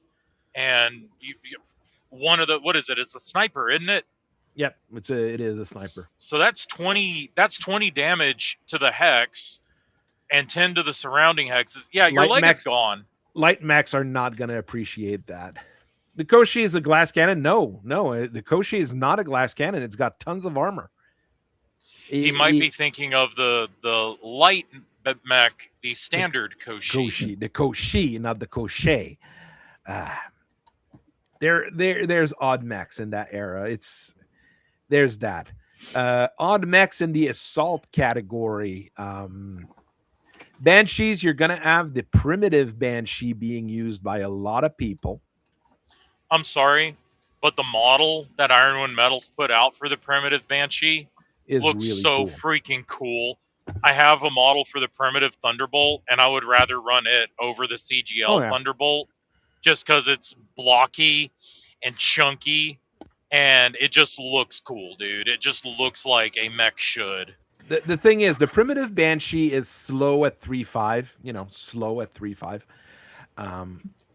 But, it's got more firepower than a regular Banshee with an AC5, a prototype PPC, 2 medium lasers, and a small laser. And it's got plenty of armor. I do not hate the primitive Banshee. It is actually decent. Best case use for the primitive PPC. Yeah. The primitive PPC does suck, but we are operating in a vacuum of we don't get everything the good sucks. PPCs until later, and everything does suck. So a weapon with that kind of range to do 10 damage and doesn't have ammo to worry about exploding for 15 not bad. The regular Banshee is available to most inner sphere powers,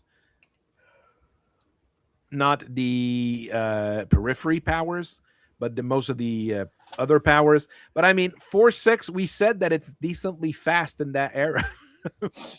With a PPC, an AC5, a small laser, and a kick that deals 19 damage, it's not going to be that bad. And you're going to have the 3M available as well. That's from Alsmeric only, though. 2 PPCs, 2 medium lasers, and a small laser. So it's a semi-awesome. It's a big Warhammer. And you say it's only available to Merrick? It is technically available only to Merrick. They're the only ones who made that customization available. When does it go extinct? Don't think it goes extinct. It's available throughout the Star League and onwards. It is available during the Succession War. I've added it in the quarter 5. I want to run it. No, it's quite decent. The 3M is quite decent for a brawler, puncher, assault mech. It's quite good, and it's got more armor than an awesome. would this thing technically just be a faster thug? It does overheat. So it's not a faster tug because of that. But if you stuck double heat sinks on that thing, you'd be golden. And you've got room to stick the double heat sinks in. Don't worry. Now, if you have the money to put double heat sinks in during the Reunification War, that's another story altogether. Like, it does overheat more than the Warhammer. You've got multiple versions of the Mackie running around. Real quick, one question. Mm-hmm. Would Merrick's have access to double heat sinks at the end of the Star League and the beginnings of the Phony Wars into the First Succession War? Yes, at that point they would, yeah. So you would have. So I could do this as a Class C I could use this as a hero refit under our house rules for an early Succession Wars game, and have a faster, more heavily armored thug. Yeah, basically. You guys are fucked. Yeah, I guess throughout the Reunification Wars, every single mech that has those primitive components could be replacing them with the more modern ones easily enough. It would be a time where you start replacing them and being like, yeah, we can actually fit these things. Oh, but the Mackies available will generally be the 8B, which is an AC-20 paired PPC paired medium laser, which is quite a lot of firepower at 3.5. And the heat sinks for it. And you got the heat sinks for it with 21. It has oversized, though, and oversized is not a good quirk, but you have to live with it. That means they can see you over a level 2 hill, right? It means that you have to walk before you run. That's poor performance. No, that's poor performance. Oversized is the penalty. It's a bonus to your opponent. Sorry. Or oversized means that you don't get the bonus for like half cover, I think. Which is not terrible, but not a great quirk, but still. Mechs? Oh, yeah. Passing through the buildings. 9H is the first mech to ever have a Beagle Active Probe ARD mounted into it. Weird for not a recon mech, but given we use the advanced active probe rules, it's meant to be used in city fights to detect shit that's hidden into buildings and stuff. You know, like those conventional infantry that can't be detected by active probe. The regular infantry you're not going to find, but I mean, you shouldn't be shooting at regular infantry with a Mackie anyways. That's the job of the regular infantry. You're meant to find vehicles and other mechs. And when that asshole brings AC-20 field infantry and stuffs them into the office building, you should be able to detect an AC-20 field gun. But then you can't, because conventional infantry don't have electronics that can be detected. Yep, they don't have any radios or targeted computers. Watch. Yeah. Why wouldn't conventional infantry not? This game sucks. This game fucking blows. I'm gonna go play like. It was understandable when the infantry takes something like stealth suits that very specifically hide you from active probes. Yeah. So you have Mackies available, which is certainly a thing. Your other 100-tonner choice, you've got two other 100-tonner choice, actually. You've got the Pillager for the SLDF, and it's generally going to be the twin AC-20 Pillager, not the twin Gauss rifle Pillager, because the twin Gauss rifle Pillager shows up at the end of the Reunification War, because the Gauss rifle wasn't invented at the time. But I mean, and they stuck them on Galahads. I mean, 352 with a pair of AC-20s on a 100-ton mech during that era is not going to be very kind to anybody that shows up. Yep. You're just a king crab with torso-mounted AC-20s, though, so your hands are free to punch. Yes. Well, no, you want to shoot those medium lasers. No, you're just going to Battle Fist. People. And it has Battle Fists. Battle Fist and 100-tonner. Yep. This is going to be a pleasant one. At the end of the war, you have access to the one with the paired Gauss rifles, and that makes things increasingly problematic.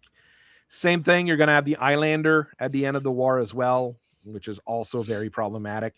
Is this where they found out that they needed to reinforce the legs because mech warriors would not stop jumping on each other? Exactly. Hell A weird yeah. one is the no, the other 100-tonner, I wanted to go with that, is the Xantos, which you're going to have with the Canopian, Xantos the 3. Canopian, and the Capellans. That's it. Oh, it's a quad. It's a quad, and it's... Oh, that's the other Age of War primitive mech that got a Clicky Tech Mini. The Xanthos. It's is it the primitive one that is available? Did they show on the list? Or 2564? Is that the one we're looking at then? No, it'll be the 3.0. It'll be the 3.0 2579. Yeah, so it's available a few years into the war, while the regular Xantos primitive one would also be available, but I don't think it would be very good. But the Xantos 3.0, 323 points of armor. That's going to take a while to take down. And you all have a PPC, an AC-20, and plenty of medium lasers to go around, and a rear-facing small laser, and an SRM-6, and improved life support. You got a lot of stuff, and heat sinks to back it up. To do that, and you have the heat sinks to do that. Well, not all of it, but a good chunk of it. The Xantos, the original Xantos, is basically like what a quad could and should be, in a way. So it is a violent thing, but not many people run it because they don't like quad in that era. And the idea: face roll the controls, then crab walk. Exactly. Your longbow option is the 0W. That's the only one that's in production in that era.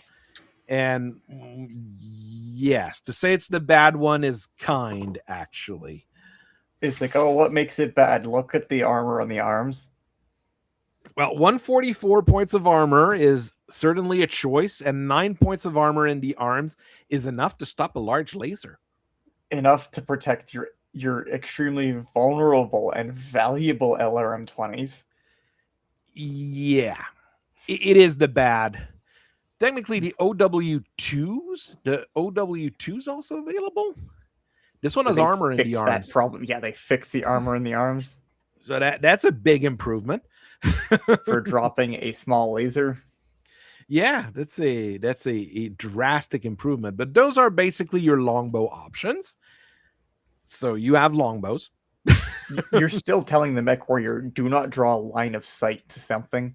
Just wait shoot for the narcs to away. tell you to. Yeah, wait for the narcs to tell you to shoot. The Stalker comes in at the end of the war. That's going to be a good one. Oh, I was going to ask about Mr. Stalker and Shogun. Shogun is not anywhere near that particular era.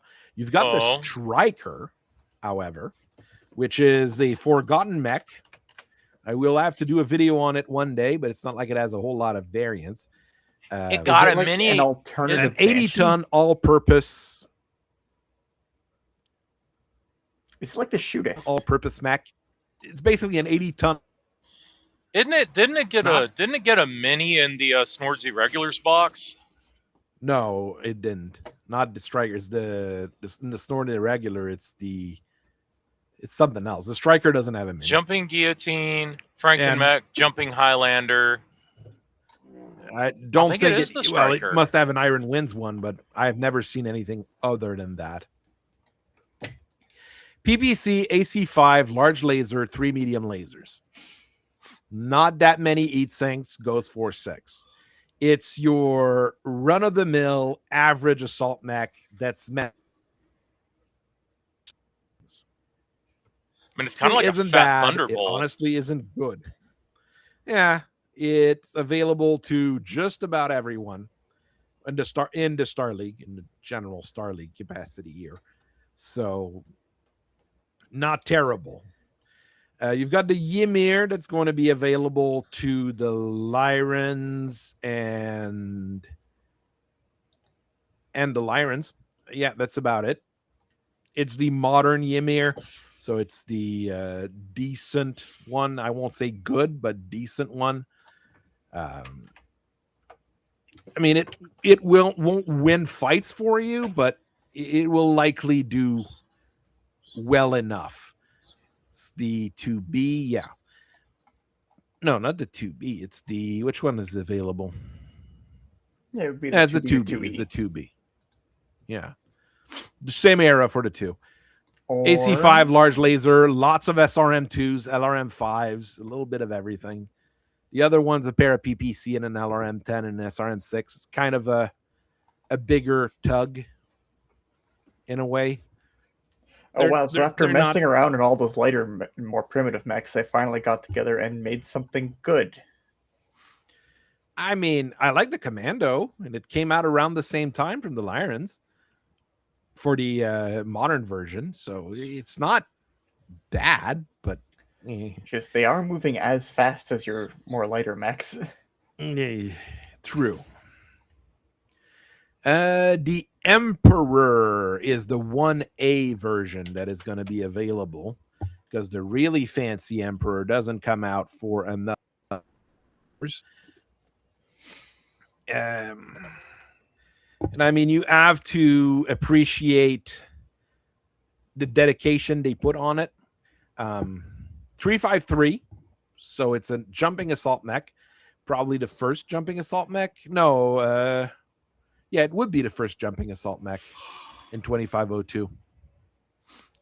With the Pair of Highlander? AC5, a pair of large lasers, and a pair of medium lasers. No, trio of medium lasers. It doesn't sound that good, but in that era, For a primitive mech, yeah, We sure, keep- that's great. that era, bringing this up in Eric Dude brings up that it was the Spartan that was in the Snords box. Spartan. The Spartan, the, that's striker. right. Spartan is My a bad. modern machine. I mean, 2AC5, 2 large lasers is nothing to sneeze at in that particular era when you're going to be fighting all sorts of things. And almost all the Star League powers, no. The Terran Hegemony, SLDF, nobody else is running the Emperor?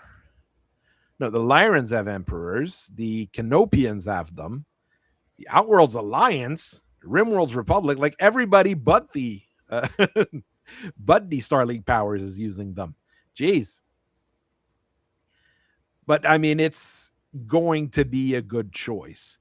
Another thing, one that I do find weird, just because it pops up and I didn't remember the age of it, the Victor 9B is available in that era, which is your bog standard Victor. AC-20, 2 medium laser, SRM-4. I want to kill that guy. I mean, you could technically have the 9A, but that's stupid. So you don't do that. As your assault mech should have more armor than a Warhammer. Maybe the reason the Star League didn't use the Emperor is because they didn't want to be seen as an Imperial power. No, they used the Emperor. That's why they didn't use it. Oh, they did? No, the Terran Hegemony and the SLDF uses it. And they don't. Oh, no, the SLDF doesn't have it. It's just a Terran Hegemony. Odd. Because they don't want it to be seen as an Imperial. Because they don't want it to be seen as an Imperial army being led by a Star Emperor. But that's exactly what they were doing. That's exactly what they were doing. Called the Reunification War. Everyone into the Empire. We don't want to be seen as an Imperial power. I think they wanted to be seen as an Imperial power. I have that feeling. Wouldn't a Caesar and Lyran service just be the Kaisar that were? And where's the president? Really or the Presidente? My bad. It's not your fault.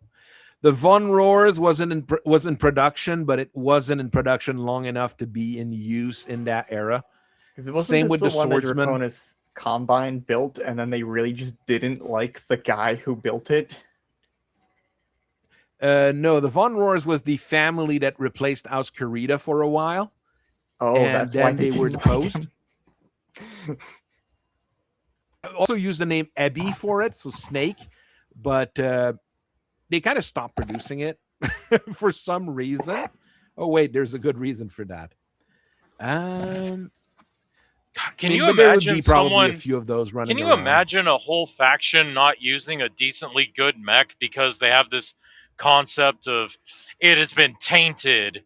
This mech is dishonorable and tainted. Can you imagine a faction doing such a thing? That would be crazy.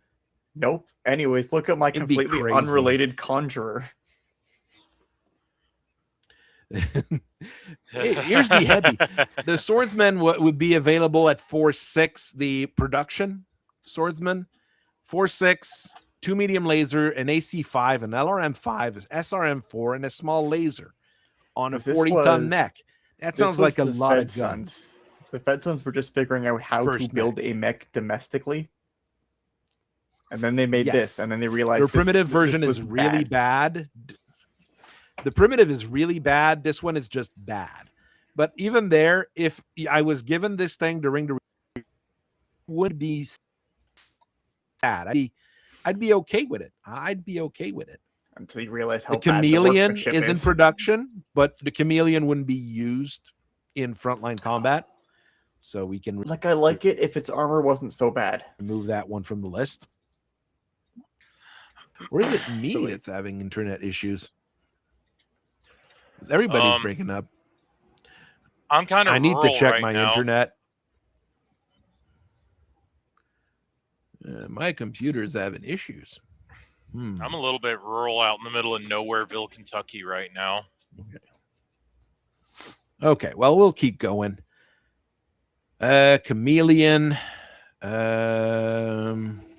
Catapults, various versions are available. He said he'd like the Chameleon if it just had better armor. Catapult, I mean... You can't hate on a catapult. It's quite functional. Classic that lasts the era, yeah. Pillager. Alice Davion already introduced their version of the Phoenix Hawk with the 1D, taking out the ammo and adding heat sinks. The machine guns and the ammo to add heat sinks. So we already have that. But that is about it.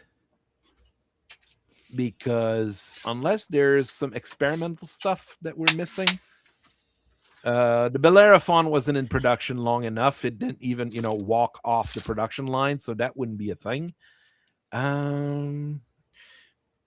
It was truly a flash in the pan design. No, it kind of fell apart. The Ector was also something that fell apart from the Free Worlds League. Does the Free Worlds? Yeah, I was about to say about the Free Worlds League. Don't they get something called the Pandaris or the Icarus series of mechs? The Icarus we talked about. You probably weren't there. I lost service hardcore. I was in perfectly badass Cincinnati. There's the Ector. This thing was actually built, but at some point, very quickly, they realized that leg machine gun and leg ammo was not the smartest thing to do. It sounds like a good idea. Legs. It sounds. Oh, I remember. I looked into that one. Yeah, that's the one where they were like, "Hey, let's put the machine guns at infantry height to deter infantry swarms." Okay, this is reasonable. Let's give it ammo in the legs as well, so each machine gun has its own ammo bin to pull from. That's dumb. Let's not do that. And then apparently, for whatever reason, machine gun ammo in this era is made with lyddite. And there's a version with small lasers instead in the legs. This one probably is a little bit more reasonable. You'd probably have some people that bought the original Trooper, the original version of the Flea. It's not very good. Pair of small laser machine gun flamer. Not very well armored, but it goes 6.9. It is, I think, the fastest primitive mech. So it has that going for it. Good, you can run away faster. I mean, as a scout during that era, During the end of the Age of War, maybe. During the Reunification War, if you have that thing, you're fucked. Look, just because you're the fastest of all the pieces of trash doesn't mean you're not a piece of trash. You're just a fast piece of trash. You probably would have some people with the original primitive longbow, which also has 9 points of armor in the arms. They would have it briefly before the arms get blown off. Before they die. Before they die from the ammo going, something along those lines. Well, you lose the launchers first, and then you're like, oh, now I'm very sad and leaving. I mean, you've got cramped cockpit on top of things. With cramped cockpit and minimal arms is a very, very bad combination. And weak legs. Legged. So what's going to happen first? Are your arms going to explode, or are you going to get legged? You choose. I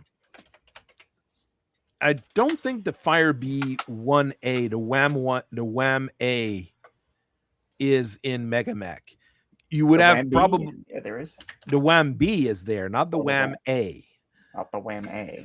Yes, what about the Wham original N? Fire B, the original Fire B, which was a 30-ton mech instead of a 35-ton mech, and fell apart when you looked at it funny. But that is what the Torians stole to build their Toros out of. So at least something good came of it. Thunderbolt Rifleman 1N. And that's about it, really. Before you get into the tanks, which are exactly what mechs are supposed to kill. Yes. Xantos, Alfar, we talked about. Oh, no, this is the Alfar with a pair of PPCs. Oh, the Doc Alfar. Yeah, a pair of PPCs on legs. That thing should have stayed in. That thing should have stayed in production. No, it has ferrofibrous and endo steel. It would have fell off at some point. Probably it should have been downgraded. It should have been downgraded to large lasers then. No, the real problem is that, like we were talking earlier, this thing was built, but was not designed by Comedy. It was built by Comedy, so everybody was putting their own parts in, and it was a whole mess. Yeah, it's like a landlocked state producing naval components. Yes, it is probably not the best idea. But I mean, your idea of sticking a pair of large lasers in instead of the PPCs, I mean, it would work. It would work as a design, and I'd even add a small laser in the head and an extra heatsink. Or not bad. 2 extra jump jets to make it go 585 and a small laser. I mean, it wouldn't be bad for a 55-tonner with a Cortec 275. I mean, it'd be perfectly in line with your other 275 mechs. But the wonderful world of Grift led to it disappearing. And that is what the Lyrans are known for, so it's understandable that this happened. This is a mech that is in this book. So there's really not many mechs in this book, but there is a few. There's a bunch of prototype tech for ECM, case, Beagle, double heatsink prototype, endo steel prototype. You got a lot of prototype things. You got rocket launcher rules, even though the rocket launchers were invented by the Marians. Well, those things were always around. But they're primitive rocket launchers. No, they're just rocket launchers. I mean, those things have been around since now. So it's an ancient technology. It's just even by now, it just doesn't get codified until the Marians go, "Hey, this is actually a mainline weapon that we are going to use and produce. We're going to produce them in massive amounts. We're going to strap so many RPG 7s together and put them on our mechs. So many RPGs, the likes of which you've never seen before. You've never seen anything like it." Now, I mean, Vic, what you've got in the book, you've got the Ipark, which is the main battle tank of the Rimworld's Republic, which is a hover tank, little 30-ton hover tank with a medium laser and SRM2 and a small laser. It's quite decent, but it's fighting mechs. That's a plane. That's an aerospace fighter from the Rimworld's Republic, if I remember right. You got the Talos, which does look cool. It does look cool. Oh, no, sir. The Alfar is there. It also looks cool. It looks very modern, but kind of works. The Tiger medium tank with its AC-10 and SRM-4. It's a very basic battle tank. Oh wow, it's a primitive Poe. I think it's better than. I personally think it's better than the Poe. Really, 574 PV. Really? 4.6. It doesn't have much armor, but it's a tank, so who cares? AC-10 SRM-4, 3 machine guns to kill infantry. It's, every tank is that tank. Poe might be better. The Poe's got a little bit more armor. It has that going for it. Gallant Urban Assault Vehicle, which is another AC-10 carrier. A mobile field base. Oh, no, that's a mobile base to repair things. It's a little bit. Oh, yeah, MFBs are good. Which one's the MFB? The Wayland Mobile Base. Wayland. This one. That one's also noticed because it's fat. It's huge at 150 tons. And with but it's got bar 7 armer. It's got bar 7 armor. But with those lift hoists, it can carry off your assault mechs. Which is a good thing. Which was the point. If your assault mech is disabled somewhere and you need to move it off the battlefield. Yes, sir. That is what you have. The original dropship, the first dropship, the Drost way. Jumbo class dropship, Concordat frigate. Oh, that thing is a weird looking design. It's got what it's meant. It does what it's meant to do on the tin, which is blow things that are in front of it. New Certus class carrier, which is, if you need to bring 120 aerospace fighters in your warship rather than in the drop ships, this is a perfect thing to do it. And it also has tons of gun. How many drop collars does the new Certus have? 2. So you've got 120. You've got 125. Wait, and how many small craft bays does it have? None. No, it still has them. It's got 12, doesn't 12? it? I don't see any. Bay 1, Bay 2. Oh, yeah, you're right. 12. They're in the same bay as the fighters. That's why. Okay. We can launch. You can launch a lot of stuff. Yeah. We can launch 120 fighters plus 12 small craft for long range escort, reconnaissance, and picket duty. We've got 2 drop ships that are also carrying their own fighters. It's viable. 120 fighters and then 24 small craft. Yeah, it's not going to be pleasant. Oh, what's the Dreadnought? Small the craft Dreadnought. The Dreadnought? Yes, which is the McKenna before the McKenna. You can certainly use a new Certus to say, I am locking this system down, come at me, up into the era of the Titan and the Star League ships. Yeah, but you could stick 2 Titans on your new Certus because it's a Star League ship. Oh, well, don't give the Davions any ideas. I thought the new Certus was a Davion ship. It's a Davion ship, but there's the Dreadnought. They built the Dreadnought with the full intention of just ignoring energy weapons. They don't exist. Energy weapons are for plebs. It's all kinetics.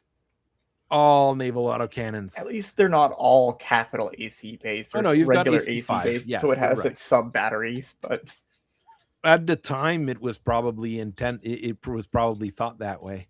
But I mean, it wouldn't have that many of them during that era because it's an old model. And at the era, you would have your more primitive assault craft. Mm-hmm. You would have barons. Oh, God. Right. God help you. You would have better ships than that. All right. And keep in mind, this is the era in which the Star League has yet to establish their final form doctrine, wherein their ships are going to be all big gun. Well, per the retcon anyway, their ships are going to be all naval ordnance. Anti-fighter and anti-dropship duties is for the fighters and the dropships. So we don't need autocannon 5s and large lasers to ward off the aerospace when we have the aerospace to do that.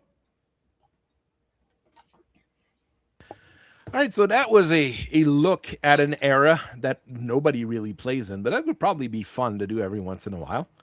So I think once I get my player group up to speed on like more specialist rules and stuff, I think I would definitely be down to play like maybe like no more than 8K in this era, just because I don't want people to sit there and have to record keep all the primitive shit. Yeah, that would be a lot. 8K in that era would be a lot. That's the thing. 8K, unironically, 8K in the Age of War is like 8K in the Ill Clan era. It's two different pieces of technology, but it's the same problem. Damn, that's a lot of rules to look up. All right. So we will leave it at that. Tomorrow we've got a video on the Mongoose 2 because I've got models for it, so I decided to make it. Hey. And we will see how things goes. So I thank everybody for watching today, and we will see everybody later. And